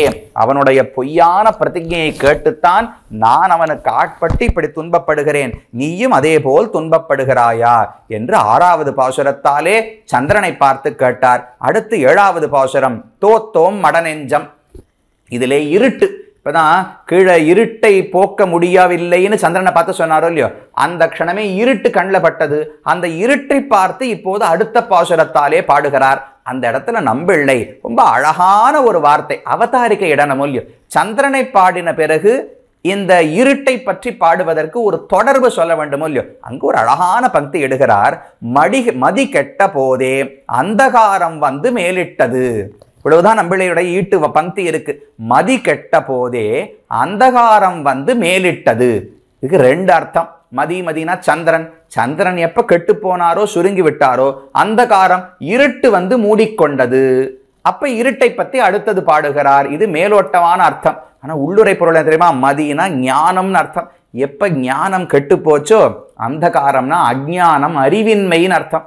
எப்ப அறிவின்மை வரும்? தெரிந்து கொள்ள வேண்டியதை நாம தெரிஞ்சுட்டு இருந்தோம்னா, இந்த ஆத்மா பகவானுக்கு தொண்டன்னு தெரிஞ்சுட்டு இருந்தா நான் சுதந்திரங்கிற எண்ணம் வந்திருக்காது, நான் யார் யாருக்கோ அடிமைங்கிற தவறான எண்ணம் வந்திருக்காது, நான் எனக்காக வாழணுங்கிற சுயநலம் வந்திருக்காது. ஞானம் இல்லாமல் போகவே தானே அஞ்ஞானம் எல்லாம் வந்தது. அப்ப மதிகட்ட போதே அந்தகாரம் வந்து மூடித்துனால், ஞானத்தை எப்போ இழந்தோமோ, ஞானத்தை சம்பாதிக்காமல் போனால் அறிவின்மை வந்து மூடிக்கொண்டதுன்னு உள்ளுரை பொருள். மேலோட்டமான பொருள், சந்திரன் மழுங்கி போனபடியாலே அந்தகாரம் இருட்டு வந்து மேலிட்டது என்று சங்கதி ரொம்ப அழகாக காட்டுகிறார். அந்த இருட்டை பார்த்து அடுத்த பாசுரம், தோத்தோம் மடநெஞ்சம் எம்பெருமான் நாரணர்க்கு எம் ஆத்தாமை சொல்லி அழுவோமை நீ நடுவே வேற்றோர் வகையில் கொடிதாய் எனையூழி மாற்றாண்மை நித்தியோ வாழி கன இருளே. அடுத்தது பாசுகிறார். ரொம்ப கன இருள், கெட்டியான இருள். பார்த்தா அடுத்த 2 அடிக்கு மேல கண்ணு தெரியல, அவ்வளவு கெட்டியா இருட்டு மூடிக்கொண்டிருக்கிறது. அந்த இருட்டை பார்த்து இந்த பாசுரத்துக்கு 2 நிர்வாகங்கள் உண்டு. ஆளவந்தார் நிர்வாகம்னு திருமாலையாண்டான் ஒன்று தெரிவிக்கிறார். சுவாமி ராமானுஷர் மற்றொரு அழகான நிர்வாகத்தை இந்த இடத்துல தெரிவிப்பாராம். முதல்ல இதுவரைக்கும் வந்த பிரகரணத்தோடு ஒட்டின நிர்வாகம் திருமாலையாண்டான் தெரிவிக்கிறார். அவர் சொல்லுவது, தோற்றோம் மடநெஞ்சம் எம்பெருமான் நாரணருக்கு. நாங்கள் எங்களுடைய மடநெஞ்சம், எனக்கு அடிமையான நெஞ்சம் நான் நினைச்சிருந்தேன், அந்த நெஞ்சத்தை பகவானிடத்திலே தோற்றுவிட்டேன். எம் ஆற்றாமை சொல்லி அழுவோமை. பகவானிடத்துல மனசை தோற்றுவிட்டால் என்ன பண்ண முடியும்? என்னால் ஆற்றாமை சொல்லி ஒருவருக்கொருவர் அழுது கொண்டிருக்கிறோம். இப்படி நாங்கள் பண்ணும்போது நீ நடுவே எங்களுக்குள்ள இருட்டே நீயும் வந்து அமர்ந்து கொண்டு வேற்றோர் வகையில் கொடிதாய் எனையூழி மாற்றாண்மை நிற்றியோ. எனக்கு இவ்வளவு மாற்றாண்மை, எனக்கு ஒரு பெரிய பகைவனாக நீ வந்து நிற்கிறாய் என்று ஆழ்வார் இருட்டை பார்த்து சொல்லுகிறார். ஏன் பகைவனால்? அந்த இருட்டும் பகவானை விட்டு பிரிந்து கஷ்டப்படுறதான்.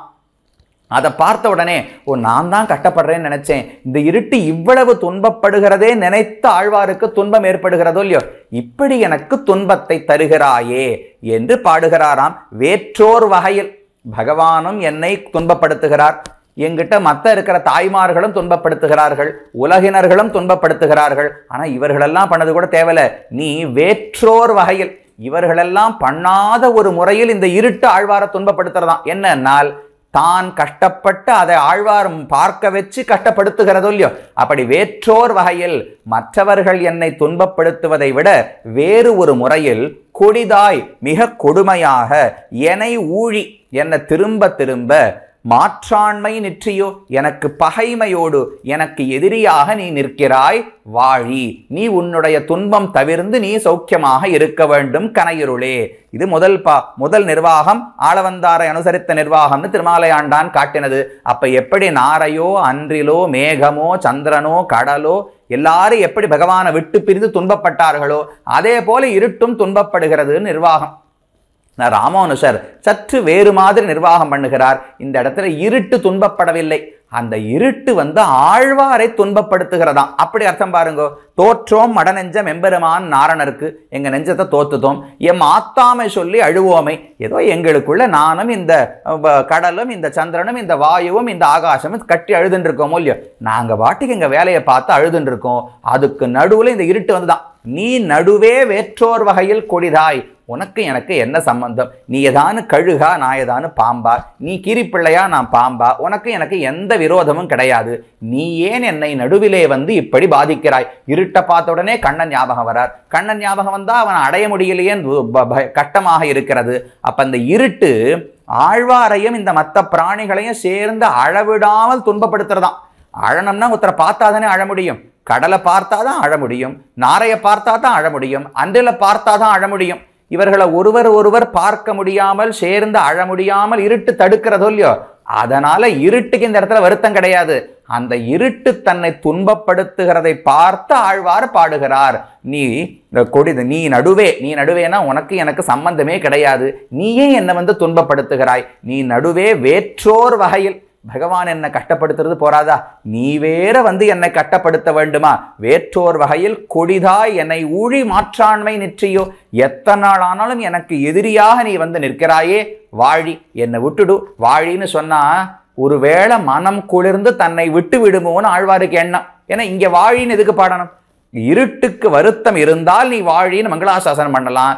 இருட்டுக்கு தான் வருத்தமே இல்லையே ராமானுஜர் நிர்வாகம் படி. அப்ப வாழின்னு எதுக்கு சொல்றாருனால், நம்மளை ஒருத்தர் போட்டு அடிக்கிறார்னு வச்சுக்கோங்களேன், சுவாமி நீ ரொம்ப பெரியவர் அப்படின்னா, அப்ப நம்மளை மன்னிச்சுறதுக்கு வாய்ப்பு இருக்குன்னு அவரை கொண்டாடுவோமோ இல்லையோ, அதை போல ஆழ்வார் என்னை கொஞ்சம் விட்டுட, நீ வாழி, நீ நன்னா இரு, என்னை விட்டு விடுன்னு கையெடுத்து கூப்புகிறாராம். அதனால வாழி கனையிருளே என்று இருட்டை பார்த்து ஆழ்வார் பாடுகிறார் என்று ராமானுஜருடைய நிர்வாகம். அது 7வது பாட்டு. இருட்ட பாடினார். அடுத்தது அந்த இருட்டில் எங்க போறோம்னு தெரியாமல் அப்படி போயிட்டு இருந்தார். அங்கு ஒரு கழி இருந்தது. அந்த கழியை சென்று அடைந்து பாசுரம் பாடுகிறார். இருளின் திணிவண்ணம் மானீர் கழியே போய் மருளுச் சிராப்பகல் துஞ்சிலும் நீ துஞ்சாயால் உருளும் சகடம் உதைத்த பெருமானார் அருளின் பெருநசையால் ஆழாந்து நொந்தாயே. அந்த கழி அப்படியே கருப்பா இருந்தது. இருளின் திணி வண்ணம், இருட்டு எப்படி நன்ன திண்மை கெட்டியா கருப்பா இருக்கோ, மாநீர் கழியே அதே போல நிறைய நீரை உடைய பெரிய கழியே, இருட்டினுடைய கருப்பு நிறத்தை போல நீயும் கருப்பாக இருக்கிறாய் கழியே. போய் மருளுற்றுனா மொத்தமாக அறிவை இழந்து, மருள் மருள்னா மயக்கம் தானே, முழுவதுமாக நான் மயக்கத்தை அடைந்து விட்டேன், ஞானத்தால பிரித்து பார்க்க முடியவில்லை, எல்லாரும் பகவானாலே வஞ்சிக்கப்பட்டு துன்பப்படுகிறார்கள்னு தோன்றுகிறது. போய் மருளுற்று இராப்பகல் துஞ்சிலும் நீ துஞ்சாயால். இராப்பகல் துஞ்சிலும்னா இந்த இடத்துல தூங்குறதுன்னு அர்த்தம் கிடையாது. துஞ்சுவதுனா முடிவது, மாண்டு போவது. இப்போ ராவணன் துஞ்சினான், கரணன் துஞ்சினான்னு சொல்ற மாதிரி அப்படின்னா இறந்து விட்டார்கள்னு அர்த்தம். அப்ப இராப்பகல் துஞ்சிலும் நீ துஞ்சாய், இரவும் பகலும் வந்து வந்து போய் முடிந்தாலும் நீ தூங்கவில்லை. ரெண்டு துஞ்சுதல்ங்கிறதுக்கும் தூக்கம்னு அர்த்தம் கிடையாது. இரவும் பகலும் தூங்கினாலும் நீ தூங்கவில்லைன்னு அர்த்தம் பண்ண முடியாதோ இல்லையோ. அப்ப இரவும் பகலும் முடிந்து போனாலும் நீ துஞ்சாய், நீ தூங்காமல் இருக்கிறாய். ஏனால் உருளும் சகடம் உதைத்த பெருமானார். சகடாசுரனை கண்ணனுக்கு காவலுக்காக வைத்து போனாள் யசோதை. இப்பதான் பூத்தனை வந்து கொண்டுட்டு போயிருக்கா, இந்த குழந்தைக்கு எதுவும் கஷ்டம் வரக்கூடாதுன்னு பத்திரப்படுத்துவதற்காக ஒரு சகடத்தை, ஒரு சக்கரத்தை வச்சா அந்த வண்டிக்குள்ளேயே அசுரன் புகுந்து கொண்டு நேர முட்டை வந்தானோ இல்லையோ. அதை தன்னுடைய காலால பகவான் எட்டி உதைத்தார். புகழ் போற்றின்னு ஆண்டாளுடைய பாசுரம். பொன்ன சகடம் உதைத்தாய் புகழ் போற்றி. ஏன் புகழ்? என்ன அவனுக்கு புகழ்னா, ஐயோ சின்ன குழந்தை ரட்சிப்பதற்கு யாரும் கிடையாது, அந்த நிலையில தானே தன்னை ரட்சித்து கொண்டதோ இல்லையோ, அது ஒரு பெரிய புகழ். சின்ன குழந்தை தாய் தான் அவனை ரட்சிக்க வேண்டும் உலகம் நினைத்த போது, இல்லை நானே என்னை நன்றாக ரட்சித்துக் கொள்வேன்னு பகவான் காட்டினாரே, அந்த புகழ் அந்த அபதானத்திலே அந்த லீலையிலே தெரிந்தது. அப்படி உருளும் சகடம் உதைத்த பெருமானார். அப்படி சகடாசுரனை கொன்று தன்னை ரட்சித்து கொடுத்து நமக்கெல்லாம் உதவி பண்ணியிருக்கார். ஆழ்வாரை பொறுத்தவரை கண்ணன் சகடாசுரனை கொன்றது என்பது கண்ணனை ரட்சித்து கொண்டது அல்ல, ஆழ்வாரை ரட்சித்தது. ஏன் சாமி, கண்ணனைத்தானே தாக்க வந்தார்னால் கண்ணன் உயிர் இழந்திருந்தால் அடுத்த க்ஷணம் ஆழ்வாருக்கு உயிர் போயிருக்குமோ இல்லையோ. கண்ணன் இல்லாட்டா ஆழ்வார் எங்க இருக்க போறார்? அப்ப கண்ணன் தன்னை ரட்சித்து கொண்டது என்பது தன்னுடைய பக்தர்களுக்கெல்லாம் உயிர் வழங்கினது. ஏன்னா தாம் போயிருந்தா பக்தர்களும் போயிருப்பார்களோ இல்லையோ. அதனால பெருமான் எனக்கு உபகாரம் பண்ணார் ஆழ்வார் பாடுறார். உருளும் சகடம் உதைத்த பெருமானார் அருளின் பெருநசையால், அவருடைய அனுகிரகம் கிடைக்கணுங்கிற ஆசையாலே நான் பெருநசையால் ஆழாந்து நொந்தாயே. இந்த கழியே நீ இப்படி வருத்தப்பட்டு நொந்து போகிறாயே, அந்த பகவானுடைய அருளின் பெருநசையால் நொந்தாயே, அவனுடைய அனுகிரகத்தில் இருக்கிற ஆசையாலே நீ இப்படி துன்பப்படுகிறாயா. நானும் ஆசைப்பட்டேன் பகவானுடைய அனுகிரகம் வேணும்னு, கிடைக்கல, நீயும் அதையே தான் ஆசைப்பட்டு இப்படி துன்பப்படுகிறாயா என்று 8வது பாசுரத்தில் பாடினார். அதுக்கு மேல இப்படி வெளியில ஒரே இருட்டா இருக்கு, எதையும் பார்க்க முடியவில்லை. திரும்பவும் தன்னுடைய வீட்டுக்கே மீண்டு வந்தாள் பராங்குஷ நாயகி. வந்து நேர படுக்கையில போய் படுத்தா. பக்கத்துல ஒரு விளக்கு எரிஞ்சின்றது. இவர் புறப்பட்டு போர்ச்சேவும் அந்த விளக்கு இருந்தது. இவர் உலகமெல்லாம் சுத்தி திரும்ப வந்து படுக்கையில் சாயும் போதும் விளக்கு எரிந்து கொண்டது. விளக்க தொட்டு பார்த்தார், ஒரே சூடா இருந்தது. ஐயோ எனக்குத்தான் ஜுவரம், பகவானை விட்டு பிரிந்து ஜுவரம் கண்டு என் உடம்பெல்லாம் சுட்டு போயிருக்கு, உனக்கும் ஜுவரமா? உனக்கும் உடல் இப்படி சுடுகிறதே, நீயும் பகவானை பிரிந்து துன்பப்படுகிறாயா என்று அந்த விளக்கை பார்த்து பாடுகிறார். நொந்தாரா காதல் நோய் மெல்லாவி உள்ளுலர்த்த நந்தா விளக்கமே நீயும் அடியத்தாய் செந்தாமரை தடங்கண் செங்கனிவாய் எம்பெருமான் அந்தாமத் தந்துழாய் ஆசையால் வேவாயே. அந்த விளக்க பார்த்து பாடுறார். நொந்து ஆறா காதல் நோய். நாம எவ்வளவுதான் நொந்து போனாலும் துன்பப்பட்டாலும் இந்த காதல்ங்கிற நோய் முடியவே மாட்டேங்கிறது. பொதுவாக ஒரு ஜுரம் வந்ததுன்னா 4 நாள் மருந்து சாப்பிடாட்டாலும் 4 நாள்ல தானா உடம்பு ஏதோ பண்ணி சரியாக்கிடுறதோ இல்லையோ. அதை போல இந்த வியாதி என்னைக்கான முடியுமானால் நொந்து ஆறா காதல் நோய். நான் நொந்துண்டே இருக்கேன், துன்பப்பட்டு கொண்டே இருக்கிறேன், ஆனா இந்த வியாதி ஒண்ணு முடிவதாக தெரியவில்லை. நொந்தாரா காதல் நோய் மெல்லாவி உள்ளுலர்த்த. என்னுடைய மெல்லிய பிராணன் அது இன்னும் போனா போறதுன்னு ஒட்டின்னு இருக்கு. பகவானை விட்டு பிரிந்தே எனக்கு பிராணன் போயிருக்கணும். அந்த மெல்லிய பிராணனை உள் உலர்த்த முழுவதுமாக இந்த காதல் நோய் உலர்த்துகிறது. நந்தா விளக்கமே நீயும் அழியத்தாய். நந்தா விளக்கம், நந்தானா அழியாத தொடர்ந்து இருக்கக்கூடிய விளக்கமே, அழியத்தாய் நீயும். அழியத்தாய்னா ரொம்ப உயர்ந்தவன், ரொம்ப விலட்சணம் உயர்ந்ததான விளக்கே நீயும், அப்பேற்பட்ட நீயும் செந்தாமரை தடங்கண் செங்கனிவாய் எம்பெருமான் அந்தாமத் தந்துழாய் ஆசையால் வேவாயே. நீயும் பகவானுடைய திருத்துழாய் மாலையை ஆசைப்பட்டுத்தான் இப்படி வெந்து போகிறாயா? நான் தான் வெந்து போகிறேன், பகவானுடைய பிரிவாலே நான் வேகுகிறேன். அப்படியே கொதித்து போகிறேன்னு நினைச்சேன். நீயும் விளக்குன்னு எரிஞ்சா, அதுவும் ராத்திரி முழுக்க எரிஞ்சா, நல்ல வெங்கல விளக்கு ஏற்றி வச்சிருக்கான்னு வச்சுக்கோ, அப்போ தொட்டா சூடாத்தானே இருக்கும் சுவாமினால். அதெல்லாம் ஆழ்வாருக்கு தெரியாது. சூடா இருக்கா, அது விளக்கு எரிஞ்சா இயற்கை தானியெல்லாம் தோண தெரியவில்லை. எனக்கும் உடம்பு சொல்றது, உனக்கும் உடம்பு சொல்றது. யாரை விட்டு பிரிந்திருக்கிறோம்? செந்தாமரை தடங்கண், பெரிய அழகிய தாமரை போன்ற கண்களை உடையவன், செங்கனிவாய், என்னமோ பேசவரா போலேயே இருக்குமா, அவ்வளவு செவப்ப நன்னா பழுத்த பழம் போல வாய் இருக்கு. செங்கனிவாய் எம்பெருமான், அப்படிப்பட்ட என்னுடைய சுவாமி பகவானுடைய தாமம் தன்துழாய், தன்துழாய் தாமம், தாமம்னா மாலைன்னு அர்த்தம். அழகிய திருத்துழாய்களாலே தொடுக்கப்பட்ட தாமம், ஆசையால் வேவாயே, அந்த மாலை கிடைக்க வேண்டும்ங்கிற ஆசையிலே தான் நீயும் கொதித்து போயிருக்கிறாயா? நானும் அந்த பகவானைத்தான் ஆசைப்பட்டேன், நீயும் அவன் கிடைக்காமல் தான் இப்படி கொதிக்கிறாயா என்று ஒரு விளக்கை பார்த்து பாடினார். பகவான் பார்த்தார், இவர் இதே போல விட்டால் இவரால் தொடர்ந்து உயிர் வாழ முடியுமான்னு தெரியவில்லை. கண்டிப்பாக இவர் துன்பத்தை போக்குவதற்கு இவரோடு வந்து கலக்க வேண்டும் என்று முடிவு செய்து பகவான் நேரடியாக வந்து ஆழ்வாருக்கு காட்சி அளித்தார், அவரோடு சேர்ந்தார். அதனால அடுத்த 10வது பாசுரத்தை அவனோடு சேர்ந்தபடியாக ஆழ்வார் பாடுகிறார். வேவாரா வேட்க நோய் மெல்லாவி உள்ளுலர்த்த ஓவாதிராப்பகல் உன்பாலே வீழ்த்தொழிந்தாய், மாவாய் பிளந்து மருதடை போய் மண்ணளந்த மூவா முதல்வா இனியம்மை சோரேலே என்று 10வது பாசுரம் பாடுகிறார். மூவா முதல்வா என்று எப்ப நேர பார்த்து பாடுவது போல விழிச்சொல் இருக்கும் இல்லையோ. மேலும் இனி எம்மை சோரேல், இனிமேல் என்னை கைவிட்டு விடாதேன்னு பாசுரம் இருக்கு. அதனால நம்பிள்ளை சொல்றார், கடந்த பாசுரம் வரைக்கும் யார் யாரையோ பார்த்து அழுதுன்னு இருந்தார், இப்ப நேர பகவானை பார்த்து பேசுறார். அப்ப பகவான் இடையில் வந்திருக்க வேண்டும். இதுக்கு மேல இவரை தனியா விட்டா ஆழ்வார பராங்குஷ நாயகியே இல்லாமல் போய்விட்டால் என்ன செய்வது? துக்கம் அதிகமானா பிராணன் போயிடுமோ இல்லையோ. அதனால அவர் துக்கத்தை தணிப்பதற்காக பகவானே வந்திருக்க வேண்டும். அதனால அவனை பார்த்து பாடுகிறார். வேவு ஆறா வேட்கை நோய், என்னுடைய நோய் என்ன? வேட்கை, காதல் என்பதுதான் எனக்கு இருக்கும் நோய். வேவு ஆறா, அது என்ன எவ்வளவு கொதிப்பித்தாலும் எவ்வளவு துன்பப்படுத்தினாலும் திருப்தியே அடையல, மேலும் மேலும் துன்பப்படுத்தி கொண்டே இருக்கிறது. வேவு ஆறா வேட்கை நோய் மெல் ஆவி உள்ளுலர்த்த, ரொம்ப மெல்லிய ஆவி. இந்த இடத்துல ஆவினா ஆத்மான்னு அர்த்தம். பிராணன்னு போன பாசுரத்தில் அர்த்தம் பண்ணார். இந்த இடத்துல மெல்லாவி உள்ளுலர்த்த, என்னுடைய ஆத்மாவையே வதைக்கிறதே. சுவாமி ஆத்மாவை எப்படி சுவாமி உலர்த்த முடியும்? ந சோஷயதி மாருதா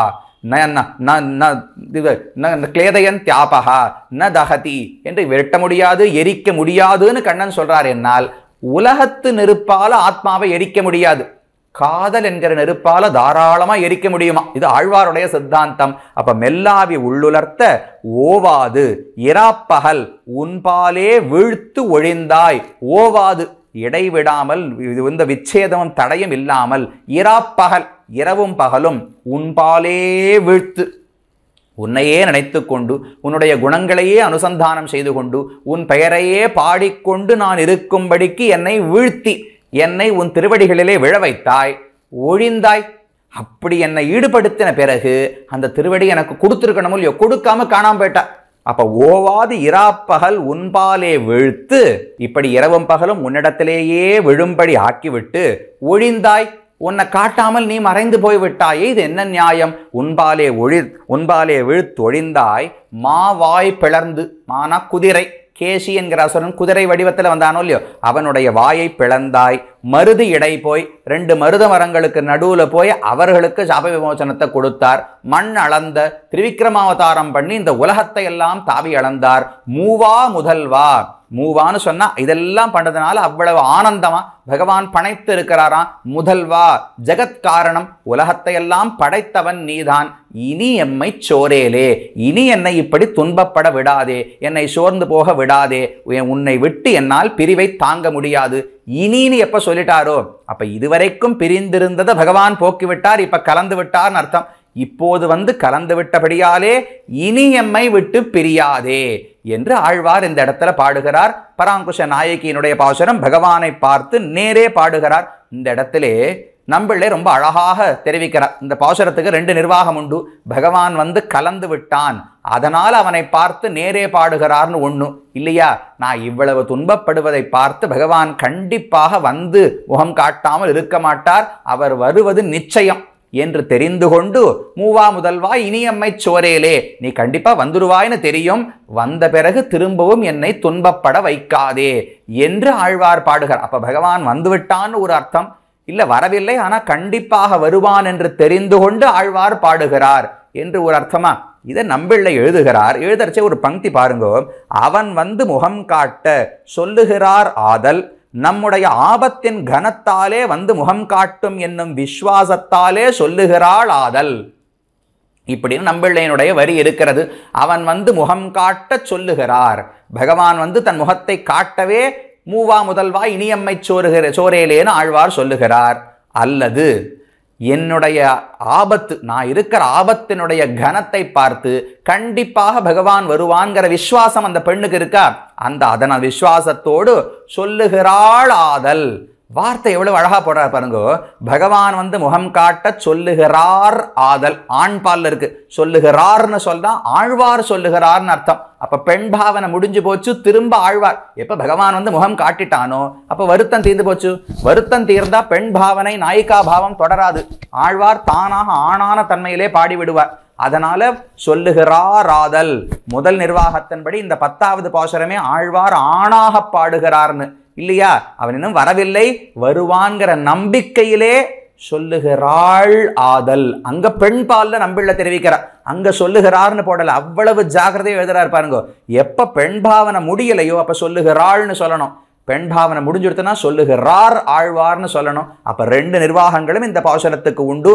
10வது பாசுரத்துக்கு முன்னமே பகவான் வந்து கலந்தான்னு ஒரு நிர்வாகம் இல்ல. 10வது பாசுரம் பெண்ணாக வருத்தத்தோடு தான் பாடுகிறாள், அதற்கு பிறகு பகவான் வந்து கலந்தான் என்று 2வது நிர்வாகம். அது 10வது பாசுரம் முடித்தார். இனி கடைசியாக 11வது பாசுரத்திலே பலஸ்ருதியை சொல்லி தலை கட்டுகிறார். சோராத எப்பொருட்கும் ஆதியாம் சோதிக்கே ஆராத காதல் குருகூர் சடகோபன், 1000 சொன்ன அவத்துள் இவை 10 சோரார் விடார்கண்டீர் வைகுந்தம் திண்ணனவே. இந்த 10 பாசுரங்களை யாரெல்லாம் சொல்லுகிறார்களோ அவர்களுக்கு வைகுந்தம் கண்டிப்பா பரமபதமே கிடைக்கும்னு தெரிவிக்கிறார். சோராத எப்பொருட்கும் ஆதியாம், அழிவில்லாத பகவான் அழிய விடுவது கிடையாது. ஆழ்வார் அழிய போகும்போது வந்து ரட்சித்து விட்டாரோ இல்லையோ, இதை போலத்தான் உலகத்துல எல்லா பொருள்களையும் பகவான் ரட்சிக்கிறார். சோராத அழியாத எப்பொருட்கும் ஆதியாம், எல்லாம் காரணமான சோதி. சோதினா ஜோதிஷ், பரஞ்சோதி உபசம்பத்தியன்னு உபனிஷத் சொல்றதோ இல்லையோ, பெரிய ஜோதிஷ் பகவான் தான். ஆதியாம் சோதிக்கே ஆராத காதல் குருகூர் சடகோபன், என்னைக்குமே திருப்தியே அடையாத போதுமென்னே தோன்றாத காதலை உடைய ஆழ்வார் குருகூர் சடகோபன் 1000 சொன்ன ஆழ்வார் 1000 பாசுரங்களை பாடியிருக்கேன். அதில் அவற்றுள் இவை 10, இந்த 10 பாட்டுக்கு இருக்கிற ஏற்றம் என்னன்னால் ஆழ்வாருடைய பக்தி பிரகர்ஷம், பக்தி அதிசயம். எப்பேற்பட்ட காதல் ஆழ்வாருக்குன்னு காட்டுறதோ இல்லையோ, தான் காதலித்தது மட்டும் இல்லாமல், அவனை விட்டு பிரிந்து வாடினது மட்டும் இல்லாமல், தனிமையில் வாட முடியாமல் துணை தேடி போய் அங்கு பார்த்தவர்களையெல்லாம் தன்னை போல் துன்பப்படுகிறார்கள் நினைத்து அவர்களுக்கு தான் துன்பப்பட்டு வாழின்னு பாடினாரோ இல்லையோ, இது ஆழ்வாருடைய பக்தி. அப்பேற்பட்ட பக்தியை காட்டின இவை 10 சோரார். யாரெல்லாம் இந்த 10 பாசுரங்களை விடாமல் நழுவ விடாமல் அனுசந்தானம் செய்கிறார்களோ, விடார்கண்டீர் வைகுந்தம், அவர்கள் வைகுந்தத்தை விடார், ஒரு நாளும் பரமபதத்தை விட்டுவிட மாட்டார்கள், கண்டிப்பாக அடைவார்கள். திண்ணனவே, இது சுனிச்சிதம், இதுல எந்த சந்தேகமுமே கிடையாது. கண்டிப்பாக இதை அடைவார்கள். அது எப்படி ஆழ்வார் கண்டிப்பா சொல்றார்? இந்த 10 பாசுரத்தை சொன்னா மோட்சம் கிடைக்கும்னு கண்டிப்பா இப்படி சொல்றாருனால் அவ்வளவு நாம நல்லவர்களான நமக்கு தோணும். நம்முடைய நன்மை தீமையை வச்சு ஆழ்வார் பாடல, பகவானுடைய பெருமை அருளை வச்சுன்னு பாசுரம் பாடுறார். அப்ப அவனுடைய அருள்ல ஆழ்வாருக்கு நம்பிக்கை இருக்கும் இல்லையோ, இந்த 10 பாசுரங்களை சொன்னால் அவனை பத்தி எனக்கு தெரியும், பகவான் கண்டிப்பாக வைகுந்தம் வழங்குவான் என்று தெரிவித்தார். நம்பிள்ள சாதிக்கிறார். ஆழ்வாருக்கு எண்ணம், நான் பகவானிடத்துல காதல் கொண்டு அது நிறைவேறாமல் போய் யாரை கட்டிக்கொண்டு அழலாம்னு தெரிந்தேனே, இந்த நிலை என் பக்தர்களுக்கு வராது. இந்த 10 பாசுரங்களை சொன்னால் நான் பட்ட கஷ்டம் எதுவும் பட தேவையில்லாமல் வைகுந்தத்துக்கு போய் நித்திய சூரிகளோடு சேர்ந்து ஆனந்தப்படலாம். இங்க ஆழ்வார் யாரோ ஒரு இருட்டையும் ஒரு சந்திரனையும் ஒரு கழியையும் சமுத்திரத்தையும் நாரையும் கட்டி கொண்டு அழறார். அவர்களெல்லாம் ஒன்றும் விரக தாபத்தில் இல்லை, ஆனா விரகத்தில் இருப்பது போல பிரமித்து கொண்டு பாடுகிறார். ஆனா இந்த 10 பாசுரத்தை நாம சொன்னா வைகுந்தத்துக்கு போய் நன்ன நித்திய சூரிகளோடு சேர்ந்து பகவானை அனுபவிக்கலாம். நான் பட்ட கஷ்டத்தை நீங்கள் பட வேண்டாம் என்று இந்த பாசுரத்தாலே சொல்லி இந்த பிரபந்தம் இந்த 10 பாசுரங்களை பாடினவர்களுக்கு வைகுந்தமே கிடைக்கும், நித்தியசூரிகளோடு சேர்ந்து பகவானை அனுபவித்து ஆனந்தப்படுவார்கள் என்று இந்த வாயும் திரைகளும் பாசுரத்திலே தெரிவித்தார். வாயும் திருமால் மறைய நிற்க ஆற்றாம போய் விஞ்சிமிக்க புலம்புதலாய் ஆய அறியாதவத்தோடு அணைந்தழுதமாறன் செறிவாரை நோக்கும் திணிந்து. ஆழ்வார் வாயும் திருமால் மறைய நிற்க, பகவான் மறைந்து போய்விட்டார், தன்னை காட்டவில்லை. ஆற்றாம போய் விஞ்சி மிக்க, ஆழ்வாருடைய பிரிவாற்றாமை ரொம்ப வளர்ந்து விட்டது. புலம்புதலாய் நன்னா புலம்பணம்னு தொடங்கி விட்டார். ஆய அறியாதவத்தோடு அணைந்து அழுதமாறன். தங்களுக்கு அப்போ மேகத்துக்கு தன்னை பற்றி நினச்சிக்க தெரியுமா? அதெல்லாம் அச்சேதன பொருள். மேகமோ ஒரு இருட்டோ சந்திரனோ தன்னை பற்றியெல்லாம் நினச்சிக்க தெரியாது. அதை பற்றி சேர்த்து ஆழ்வார் நினைக்கிறாரோ இல்லையோ, ஆய அறியாதவத்தோடு அணைந்து அழுதமாறன். அப்படிப்பட்ட பகவத் பக்தியை உடைய மாறன் செறிவாரை யாரெல்லாம் தன்னை கெட்டுகிறார்களோ நோக்கும் திணிந்து நல்ல கனமாக முழுமையாக அவர்களுக்கு நோக்கி அனுக்கிரகம் செய்வார் என்று இந்த திருவாய்மொழியினுடைய சாரத்தை மணவாள மாமுனிகள் தானும் தெரிவிக்கிறார். மிக அழகான 10-11 பாசுரங்கள். நாமும் இதை அனுபவிக்கக்கூடிய பாக்கியத்தை இன்று பெற்றோம். இந்த வாய்ப்பை நல்கியமைக்கும், நமக்கு இந்த அனுபவத்துக்கு வாய்ப்பு ஏற்படுத்தமைக்கும் ஸ்ரீமத் வேதமார்க்க பிரதிஷ்டாபனாச்சாரிய உபய வேதாந்தாச்சாரியராய் பரமஹம்ச பரிவ்ராஜகாச்சாரியராய் எழுந்துருளி இருக்கும் ஸ்ரீ யுதிகிரி யதிராஜ நாராயண ராமானுஜ ஜீயர் சுவாமியினுடைய திருவடிகளுக்கு கிருத்தஜதையை தெரிவித்துக் கொண்டு மறுபடியும் அடையுடைய தண்டவத் பிரணாமங்களை சமர்ப்பித்துக் கொண்டு அமைகிறேன். நீங்களும் பொறுமையோடு கேட்டதற்கு உங்களுக்கும் பல்லாண்டு பாடிக்கொண்டு தொடர்ந்து தினமும் இந்த திவ்ய பிரபந்த தாரா நிகழ்ச்சியின் மூலம் ஆழ்வார்கள் அருளிச் செயல்களில் திளைக்க வேண்டும், ஆனந்தப்பட வேண்டும் என்று பிரார்த்தித்துக் கொண்டு அமைகிறேன். ஸ்ரீமன் மகாபூதபுரே ஸ்ரீமத் கேசவ யஜ்வனः காந்திமத்யாம் பிரசூதாய யதிராஜாய மங்களம். ஸ்ரீமதே ரம்யஜாமாத்ரு முனீந்திராய மகாத்மனே ஸ்ரீரங்க வாசினே பூயாத் நித்யஸ்ரீ நித்யமங்கலம். பற்பமெனத்திகள் பைங்கழலும் தன் பல்லவமே விரலும். பற்பமென திகழ் பைங்கழலும் தன் பல்லவமே விரலும். பாவனமாகிய பைந்துவராடை பதிந்த மருங்கழகோ. பாவனமாகிய பைந்துவராடை பதிந்த மருங்கழகோ. முப்புரி நூலோடு முன்கையில் ஏந்திய முக்கோல் தன்னழகும். எப்பொழுதும் யதிராசன் வடிவழகு என் இதயத்துள்ளதால். இல்லை எனக்கெதிர், இல்லை எனக்கெதிர், இல்லை எனக்கெதிரே. இல்லை எனக்கெதிர், இல்லை எனக்கெதிர், இல்லை எனக்கெதிரே. இல்லை எனக்கெதிரே, இல்லை எனக்கெதிரே, இல்லை எனக்கெதிரே.